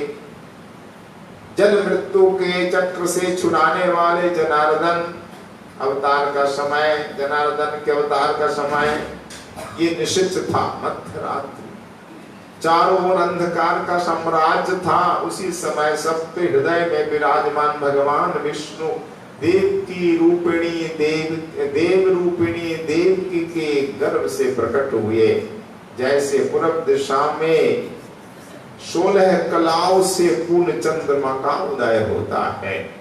इसी श्लोक में रहस्य बता दिया सुखदेव जी ने। दो कृष्ण कृष्णते तम उद्भूते जायमाने जनार्दने देवक्याम देवरूपिण्याम विष्णु सर्वगुहाशयः आविराशि यथा प्राच्याम दिशिन्दूरिव पुष्कलः। इस श्लोक में देखिए कि निशिथे यानी निशिथ किसे कहते हैं, मध्यरात्रि, तब उद्भूते चारों अंधकार छाया हुआ है। तो जायमान जनार्दन, जनार्दन जायमान हो रहे हैं, जन्म ले रहे हैं। उसी समय देवक्याम देव रूपिण्याम देव रूपिणी देव की में सर्व गुहाशय विष्णु आविनाश, विष्णु आविर्भूत हुए। एक बार जनार्दन नाम आया, जायमाने, फिर विष्णु आविनाश, दो कर्ता क्रिया भी दो। जायमाने जन्म ले रहे हैं ऐसा अर्थ होता है। जनार्दन जायमाने, जनार्दन की जात होने पर देवकी में सर्व विष्णु सर्व गुहाशय शरीर के हृदय में विराजमान जो भगवान विष्णु ने अवतार लिया या देवकी जी के गर्भ से प्रकट हुए। तो क्या अर्थ हुआ फिर, तो दो आए कि नहीं, तो माता तो एक ही है, तो नहीं यहाँ दो है। यशोदा जी का नाम भी देवकी है। नंद भार्याया, हरिवंश में प्रमाण है, नंद भार्याया ते नामनी, यशोदा देवकी तीजा। यशोदा जी के दो नाम है, यशोदा और देवकी। यहाँ देवकी दोनों अर्थ में देवकी शब्द लगेगा, दोनों के लिए। यहाँ वो न्याय लगाना पड़ेगा, दीप तेली न्याय, यानी देरी पर दीपक हम जलाएं तो उसकी लो दोनों तरफ जाती है ना, प्रकाश भीतर की ओर ही प्रकाश जाता है, बाहर भी जाता है, जाता कि नहीं है, देहली पर रखने पर। तो ये दीप देहली न्याय से अर्थ लगाना होगा, देव की सब दोनों ओर जाए, यशोदा जी के लिए भी और देवकी के लिए। तो कैसा होगा अन्वय? निश्चिते तमोद्भूते निशिथे देवक्याम जनार्दने जायमाने, देवक्याम यशोदायाम जनार्दने जायमाने, देवक्याम वसुदेव पत्न्याम सर्वगुहाश विष्णुराभिलाष। देव की यशोदा नंद पत्नी के यहाँ जनार्दन जात हो रहे हैं, ठीक उसी समय देव की वसुदेव पत्नी के यहाँ विष्णु का विर्भाव हुआ। वो स्वयं भगवान श्री कृष्ण, ये युग अवतार विष्णु आए, जो आद्य भू वैकुंठ के वासुदेव।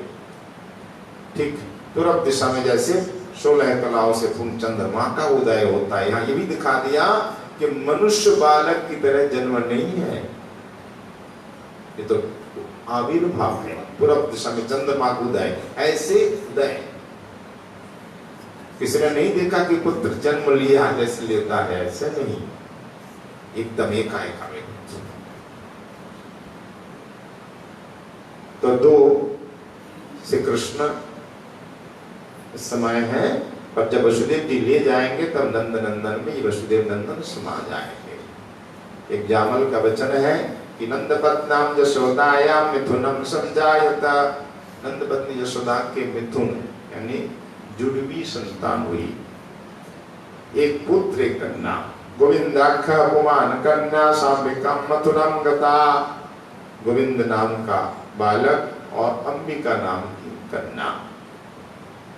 जब वसुदेव जी हाँ अपने पुत्र को लेकर आए, वसुदेव सुतः श्रीमान वासुदेव अखिलात्मनि, जब वसुदेव जी अपने पुत्र वासुदेव को ले आए और गोदी में सुला दिया, तो अखिलात्मनि जनार्दने नंद सूते लीनो भवे, नंद नंदन में वसुदेव जी का पुत्र लीन हो गया। कैसे लीन हुआ? घने सौदामिनी यथा, जैसे मेघ में सौदामिनी बिजली विलीन हो जाती है, उसी प्रकार नंद नंदन में वसुदेव नंदन समा गया। फिर बालिका थी, बालिका को लेकर वसुदेव जी भी आए। उन्होंने ये नहीं देखा कि दो थे, वसुदेव जी नहीं देख पाए, ये रहस्य ही रह गया। पर रहस्य तो खुल जाता ही है बाद में, यमन में खुल ही गया। ये दो संतान थी, क्योंकि दो भगवान एक साथ अवतरित नहीं होते। यहाँ देवकी को जो है प्रसन्न करने के लिए आए जरूर, पर मिल गए नंद नंदन में। जब स्वयं भगवान आते हैं तो अंश अवतार आदि युग अवतार सब स्वयं भगवान में मिल जाते हैं, ये सिद्धांत है। चैतन्य चरितामृत में भी है, पूर्ण भगवान अवतरे जय काले, आज सब अवतार तात्याशी मिले। कौन कौन अवतार? नारायण चतुर्भुज है, मत्स्य अवतार, युग मनंत अवतार, यथ आछे आर, सबे आशी कृष्ण अंगे है अवतीर्ण, ऐच्छे अवतारे कृष्ण भगवान पूर्ण। अते विष्णु तखन कृष्ण शरीरे, विष्णु दारे करे कृष्ण असुर संहारे। तो स्वयं भगवान नंद नंदन आए और उनमें विष्णु समा गए। जब असुर आदि का निधन होता, असुर मारते, विष्णु मारते, नंद नंदन नहीं मारते।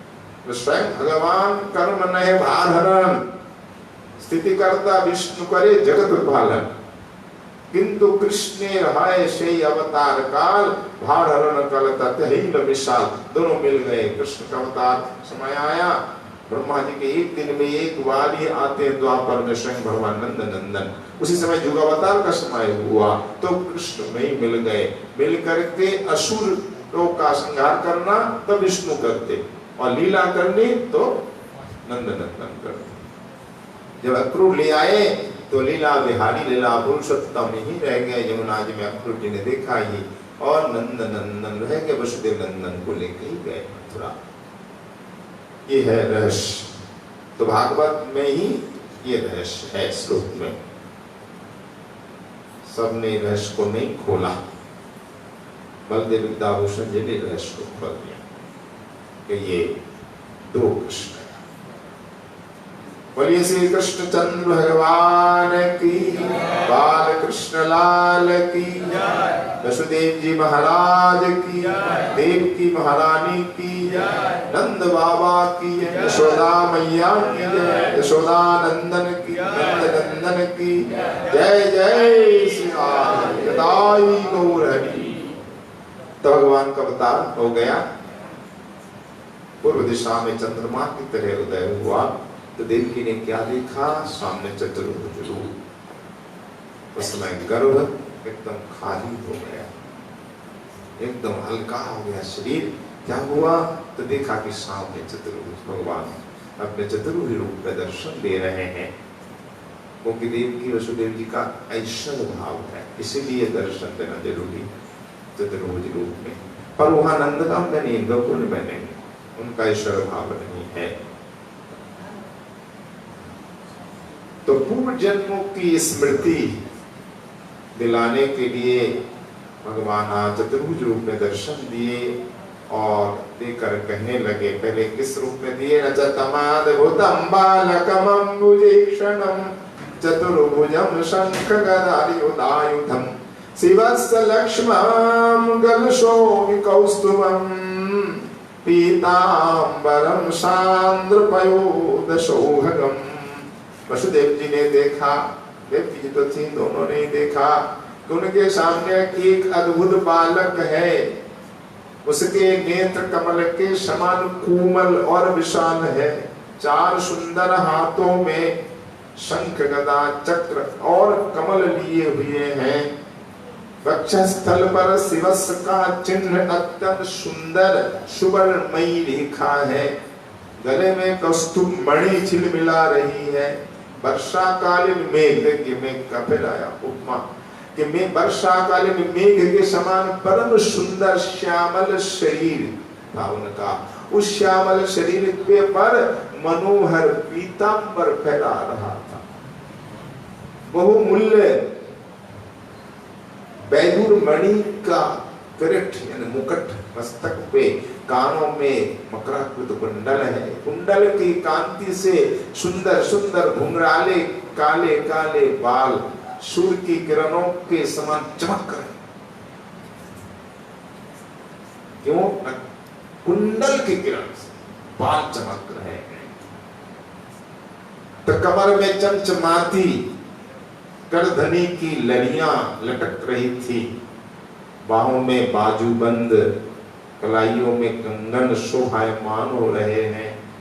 इन सब आभूषणों से सुशोभित बालक के अंग अंग से अनोखी छटा छिटक रही थी।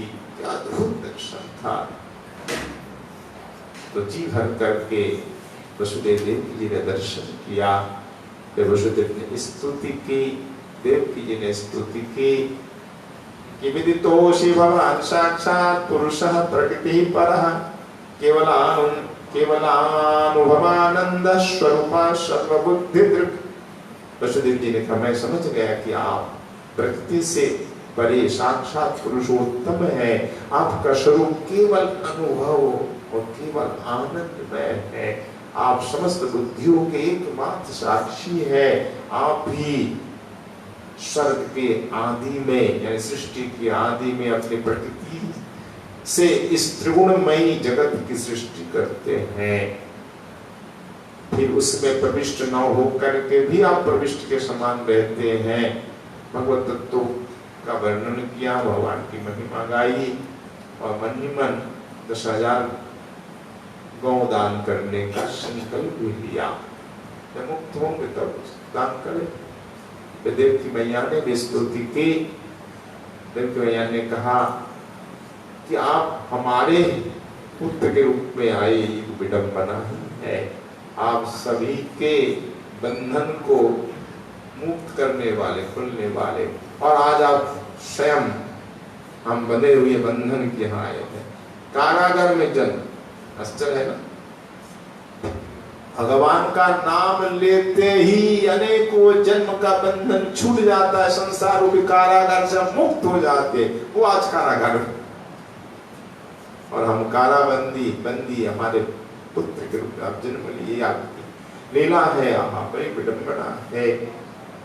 तो प्रभु आपकी रक्षा हम कैसे कर सकती हैं, क्योंकि आपके मामा जो दुष्ट नृशंस कंस है, उसने एक एक करके आपके बड़े भाइयों को मारा है।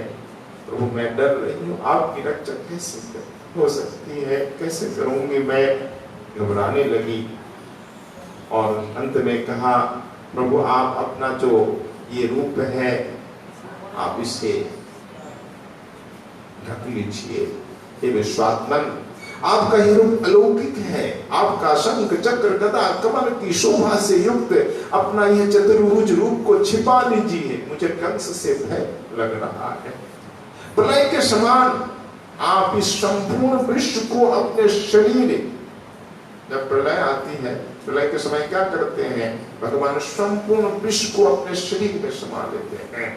आप अपने शरीर में धारण करते हैं, जैसे कोई मनुष्य अपने शरीर में रहने वाले छिद्र रूपी आकाश को, जैसे हमारे शरीर में जो छिद्र होते हैं उसमें आकाश समाया हुआ होता है, भगवान अपने छिद्र में, रोमों में संपूर्ण ब्रह्मांड को समा लेते हैं। एक एक मनुष्य में कितने रोम होते हैं? 3.5 करोड़। तो हमारे 3.5 करोड़ ये रोम है, छिद्र है। तो भगवान के शरीर में भी है। तो भगवान के शरीर में करोड़ों ब्रह्मांड समा जाते प्रलय काल में। तब परम पुरुष है, परमात्मा है, मेरे गर्भवासी हुए हैं। ऐसे परमात्मा अखिल ब्रह्मांडों को अपने शरीर में समाने वाले आज हमारे घर में समा गए।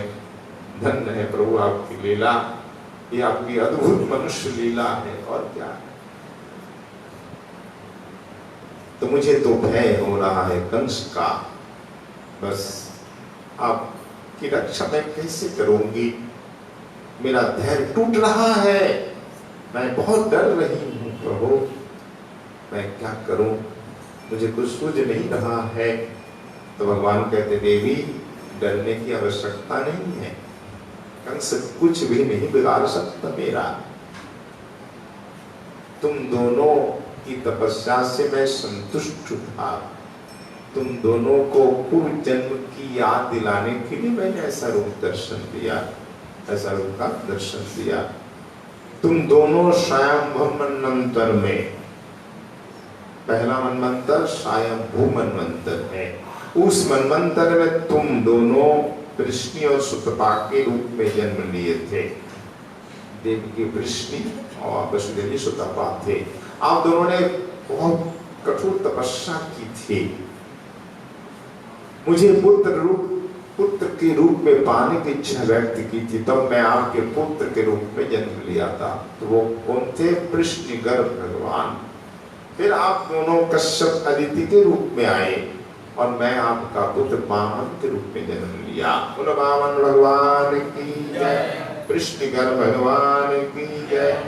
अब आप तीसरे जन्म में, इस समय आपका तीसरा जन्म है। तीसरे जन्म में मैं फिर से आपका पुत्र बना। तो मेरी वाणी सर्वदा सत्य होती। मैंने कहा था कि आपके पुत्र मैं बनूंगा 3 बार, तो 3 बार आपके पुत्र बना। तो आप कौन, मैं कौन, ये मैं याद दिलाने के लिए ये रूप का दर्शन दिया। अब डरिए नहीं पिताजी, अगर आपको डर है कंस से तो मुझे गोकुल ले चलिए। वहां रख करके नंद बाबा का जो कन्या है, कन्या को यहाँ ले आई। वसुदेव जी के लिए आज्ञा दी। वसुदेव जी मन ही मन सोच रहे थे, भगवान ने आदेश तो दिया, मैं जाऊं कैसे? मेरे हाथ पांव में तो बेड़ियां लग रही। कारागार के भीतर 7 दरवाजे प्रहरी सब पहरा दे रहे, मैं कैसे जाऊं? जब चिंतित थे, भगवान ने कोई चिंता की आवश्यकता नहीं है, अपने आप हो जाएगा। तो हुआ अपने आप चमत्कार, और देखते ही देखते हाथ पांवों की बेड़ियां खुल गई। कारागार का द्वार खुल गया और ऐसा आश्चर्य हुआ, चमत्कार हुआ, सारे पहरेदार सो गए, किसी को पता ही नहीं चला। कब वसुदेव जी गए और कब आए। तो वसुदेव जी धीरे धीरे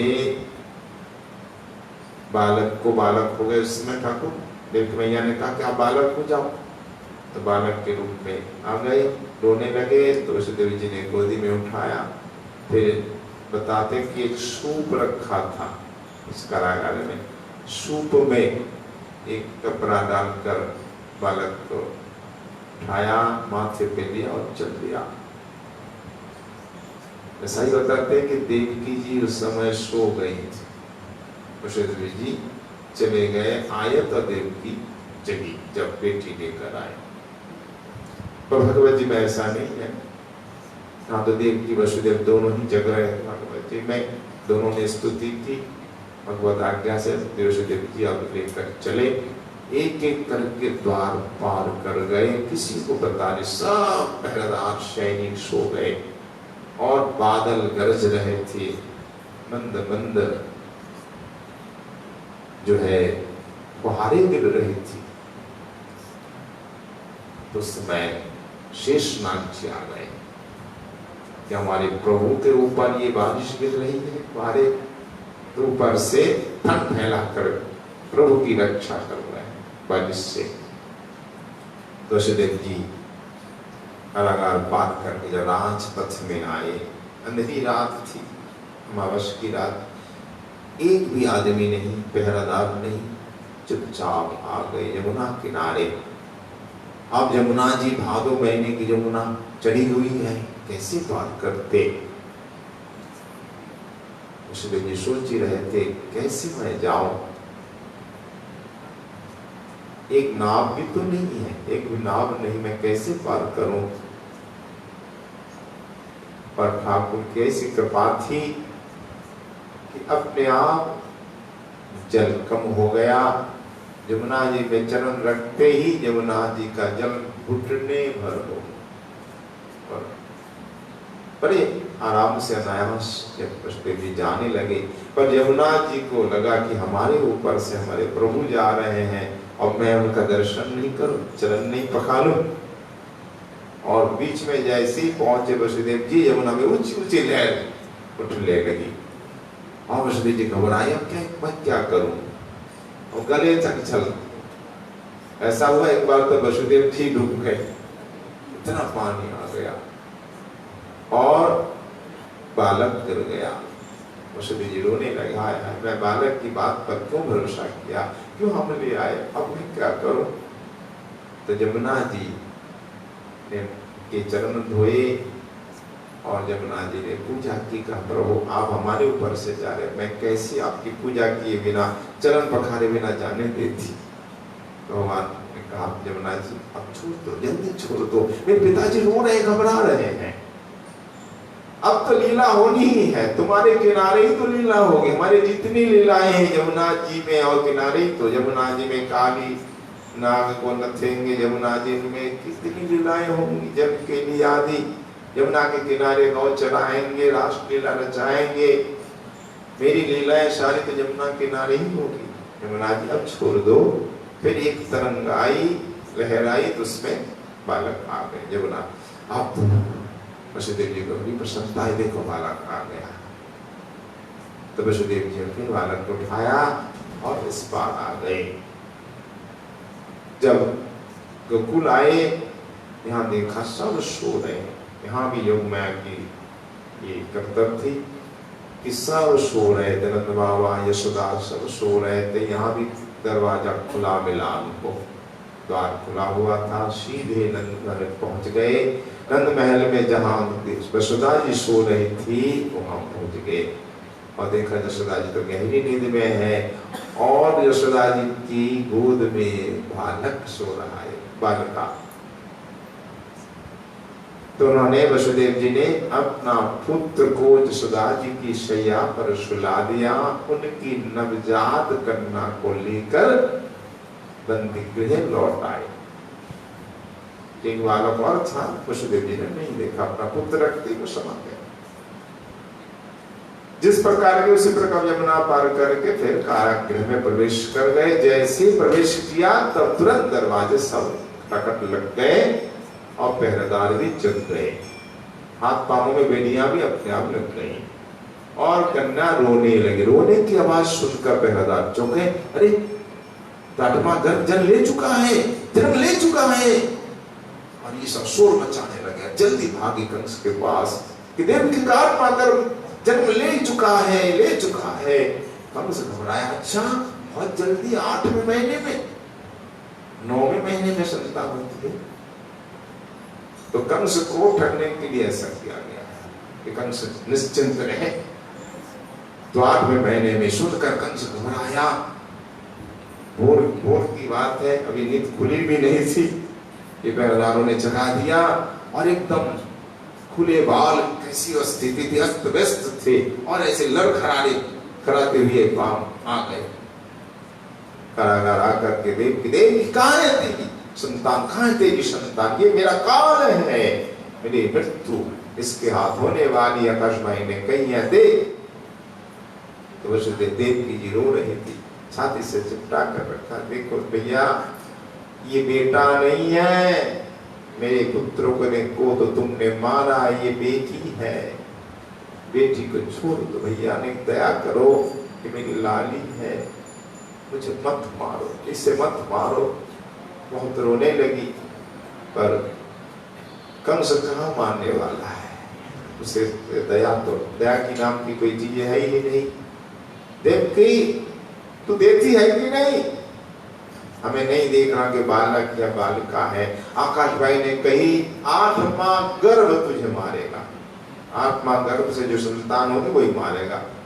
आकाश भाई ने ये तो नहीं कहा पुत्री या पुत्री, तो हमें दे दे। देवकी रोने लगी। यदुकुल के नियम के अनुसार देवकी जी कह रही है, भैया जी काहे को मार रहे हो, अगर ये जिंदी रही ना, ये तो बालिका है, मेरी बेटी है और मेरी अंतिम संतान, आगे संतान नहीं होगी। तुमने सब पुत्रों को मारा, एक बेटी मुझे भीख दे, मैं भीख मांग रही हूँ। और बेटी जिंदी रही, तुम्हारी ही पुत्र वधू बनेगी।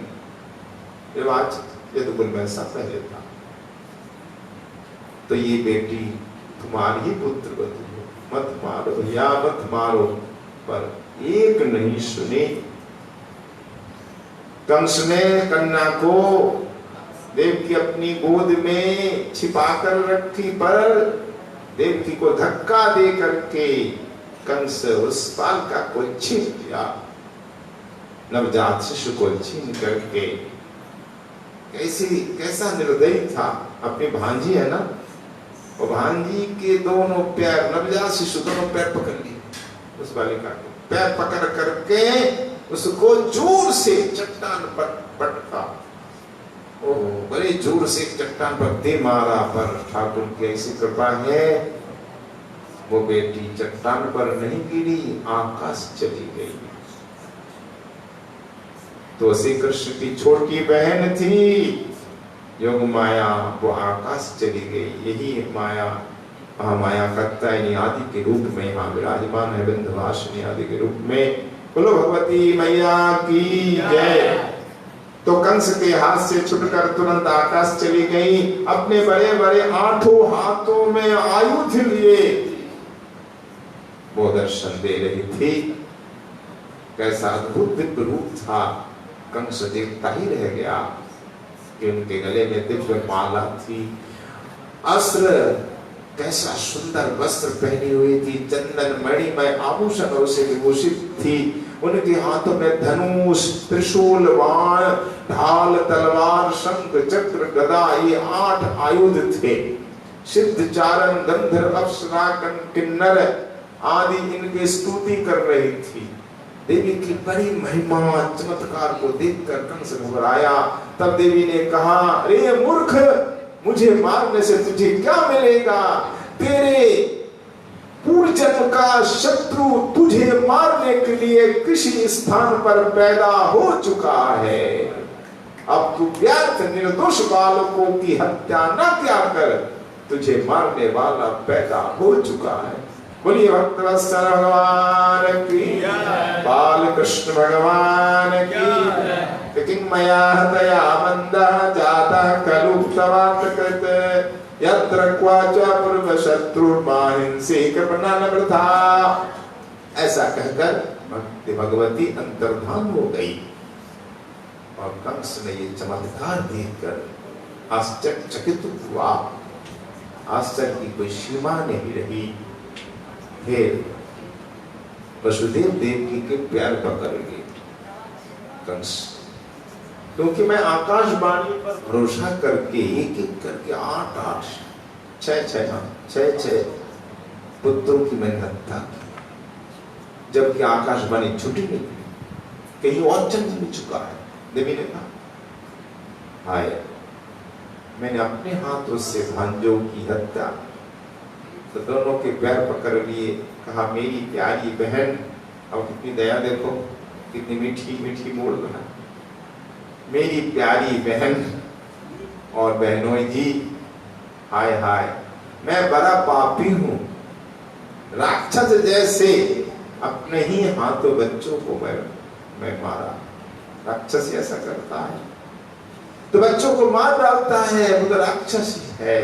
वैसे मैंने तुमको मारा, तुम्हारे पुत्रों को मारा, तो मुझे बड़ा खेद है।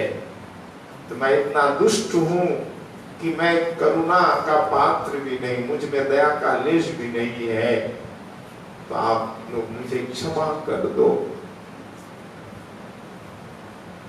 तो बहुत प्रार्थना की, अपना अपराध को स्वीकार किया, पश्चाताप किया, दोनों के पैर पकड़े, दोनों से क्षमा मांगी। वसुदेव तो संत थे, क्षमा कर नहीं राजन, यह सब प्रभु की इच्छा है। जो कुछ होता है हरी इच्छा के बिना कुछ नहीं होता। ये तो मनुष्य निमित्त मात्र है, आप निमित्त मात्र है, इसलिए हम आपको दोष नहीं देते। जो होना था वो हुआ, होनी तो गलती नहीं है, जो होनी होती है होती है। ये हरि की इच्छा, संत हरि की इच्छा ही मानते हैं। तो वसुदेव देवकी को कारागार से मुक्त कर दिया। उसी समय ये दोनों घर आ गए, पर दोबारा इनको कारागार में डाल देता है जब पता चल जाता है कि श्री कृष्ण का वहां जन्म हो चुका है, नंद के यहाँ। अब वसुदेव जी ही वहां भी आए, ये भेद नारद जी से पता चल जाता, फिर दोबारा इनको कारागार में डाल देते हैं। भाई समय दोनों मुक्त हैं। जब वसुदेव जी आए थे ना आनंद बाबा मथुरा में, तब वसुदेव जी से मिले, कारागार में थे। अब नंद जी के घर जो आनंद उत्सव है, कल सुनेंगे ना, नंद उत्सव पर आनंद है, प्रसंग है। और यहाँ रात्रि में क्या क्या, उस भोर रात्रि में क्या क्या घटना घटी, उसको भी थोड़ा सुन लेते हैं। कंस घबरा करके तुरंत जो है मंत्री सभा बुलाई, आपातकालीन बैठक, कि अब हमें क्या करना चाहिए। मंत्रियों से सलाह ली कि आकाशवाणी झूठी निकली, 8 में गर्भ की संतान मुझे मारेगी, पर वो संतान बालिका निकली, वो देवी भगवती निकली, तो झूठी हुई ना आकाशवाणी। आजकल देवता भी झूठ बोलने लग गए। मैंने तो उनकी बात पर भरोसा किया था। देखो आश्चर्य है। अब मेरा जो काल, मेरी मृत्यु जहाँ जन्म ले चुकी है, वो कहाँ लिया है, किस जगह, किस नाम से, अब कैसे पकड़ा जाए, कैसे हम उसको ढूंढें, कोई उपाय बताए। मंत्री सभा में बात रखी तो सारे मंत्री बोले, महाराज आप क्यों घबराते हैं, आप जैसा बलवान इस पृथ्वी पर है दूसरा। आप जब युद्ध में लड़ते हैं, धनुष उठाते हैं, देवता भी भयभीत हो जाते हैं। धनुष की टंकार को सुन करके ये देवता घबराते हैं, बड़े बड़े देवता भाग खड़े हो जाते हैं। तो देवताओं से कोई डर नहीं है, आपके सामने देवता टिक नहीं सकते। हाँ, देवताओं में इंद्र राजा है, पर इंद्र से कोई डर नहीं है। इंद्र उतना बलवान नहीं है, सदा असुरों से भय खाता है। इंद्र हार भी जाता है बार बार, इसलिए आप न घबराए देवताओं से, इंद्र से। हाँ, देवता भी भोले बाबा है शंकर भगवान, पर वो तो तपस्वी है। भोले बाबा से भी कोई डर नहीं आपका।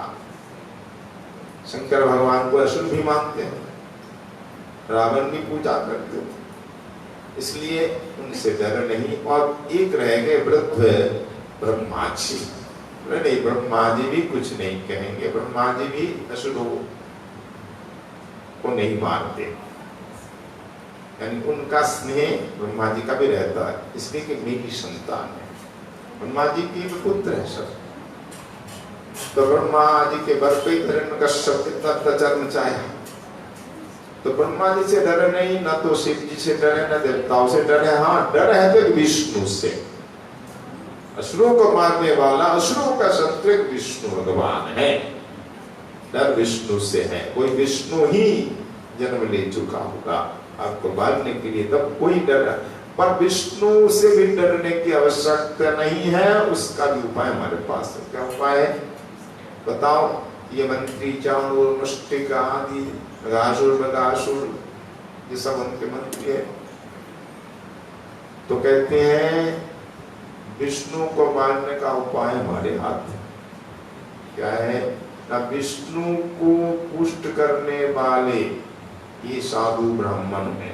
जैसे पेड़ की रक्षा होती है, जल में जल आदि डालते हैं ना, जल नहीं दिया जाए, जल काट दी जाए तो फिर अपने आप सूख जाएगा। तो विष्णु की जल है संत ब्राह्मण, ये यज्ञ हवन पूजा करते हैं, विष्णु को भोजन मिलता, पुष्ट होते हैं। इसलिए विष्णु को कमजोर करने के लिए, मारने के लिए पहले आपको करना है इन साधु ब्राह्मणों को मारे, भगाए और धर्म यज्ञ पूजा सब बंद कर दे। कहीं भी यज्ञ हवन नहीं होगा, कहीं पूजा नहीं होगा, सारे शास्त्र जला दीजिए, ब्राह्मणों की चोटी काट दीजिए और शिखा सूत्र मिटा दीजिए, कोई धर्म अनुष्ठान नहीं होगा। तो इससे अपने आप वो विष्णु रूपी वृक्ष सूख जाएगा। मारने का ये उपाय बता दिया। अब इस समय जो समस्या है, किसी बालक के रूप में जन्म लिया, इसका क्या होगा? तो उसका उपाय पूतना खड़ी होगा। मैं करूंगी। क्या करोगी? अरे कहीं ना कहीं बालक में जन्म लिया होगा ना आपके राज्य में, जहां तक मेरा प्रवेश है, आपके राज्य के अलावा भी मैं जा सकती हूँ किसी रूप में, अनेक रूप धारण कर सकती हैं। तो मैं हर बालक की हत्या करूंगी 10 दिन तक। इससे पहले जन्म नहीं लिया होगा तो 10 दिन तक ही बालक होगा। 1 2 3 से धीरे करके 10 दिन तक के बालों की हत्या मैं चुन चुन कर करूंगी। मेरे ऊपर ये दायित्व दे दिया जाए तो आप निर्भय हो जाइए, कहीं भी बालक नहीं रहेगा आपको मारने वाला। तब पुतना को इस काम में लगा दिया गया है। मंत्रियों ने कंस को अभय दिया है, सांत्वना दी है, आदर्श बताया कोई डरने की आवश्यकता नहीं है, कि आपका कुछ भी बिगाड़ नहीं सकते हैं। अब अत्याचार शुरू हो गया साधु ब्राह्मणों पर, यज्ञ हवन पर। तो सुखदेव जी महाराज ने कहा अब कंस का पाप का खरा भरने वाला है, बहुत जल्दी भर जाएगा इन अत्याचार से। देखिए राजन, जो लोग महान संत पुरुषों का अनादर करते हैं, जो कंस करने लग गया, यायु श्रेयम यशो धर्मम लोकान आशीष एवच अन्ते श्रेयांसी सर्वाणि पुंसो महदतिक्रमः। हे परीक्षित, जो लोग महान संत पुरुषों का अनादर करते हैं, उनका वह कुकर्म उनकी आयु, लक्ष्मी, कीर्ति, धर्म, लोक परलोक, विषय भोग और सब के सब कल्याण के साधनों को नष्ट कर देता। एक संत अपराध, संत महापुरुष का अनादर ये कंस करने लगा, ये सबसे बड़ा पाप कर रहा है। गर्गाचार्य जी का भी अनादर कर दिया। चाहते तो गर्गाचार्य उसी समय श्राप दे सकते थे, वो नहीं दिया। तो इसके सारे कल्याण के साधन नष्ट हो रहे हैं। अब आपका घड़ा शीघ्र भर रहा है। अब हम लोग गोकुल चलेंगे। गोकुल में आनंद ही आनंद हो रहा है। नंद बाबा के यहाँ भगवान आए हैं। नंद बाबा का पुत्र हुआ है। बड़ी उम्र में, वृद्धावस्था में, इसलिए आनंद की कोई सीमा नहीं रही। ब्रज में सर्वत्र ये शब्द सुनाई दे रहे हैं कि जब नंद बाबा के आनंद पैदा हो, नंद के आनंद भई जय कन्हैया लाल की। बोले नंद के आनंद की जय, बाल कृष्ण भगवान की जय। जय जय श्री राधे निताई गौर हरि। तो नंदोत्सव का आनंद कर लेंगे।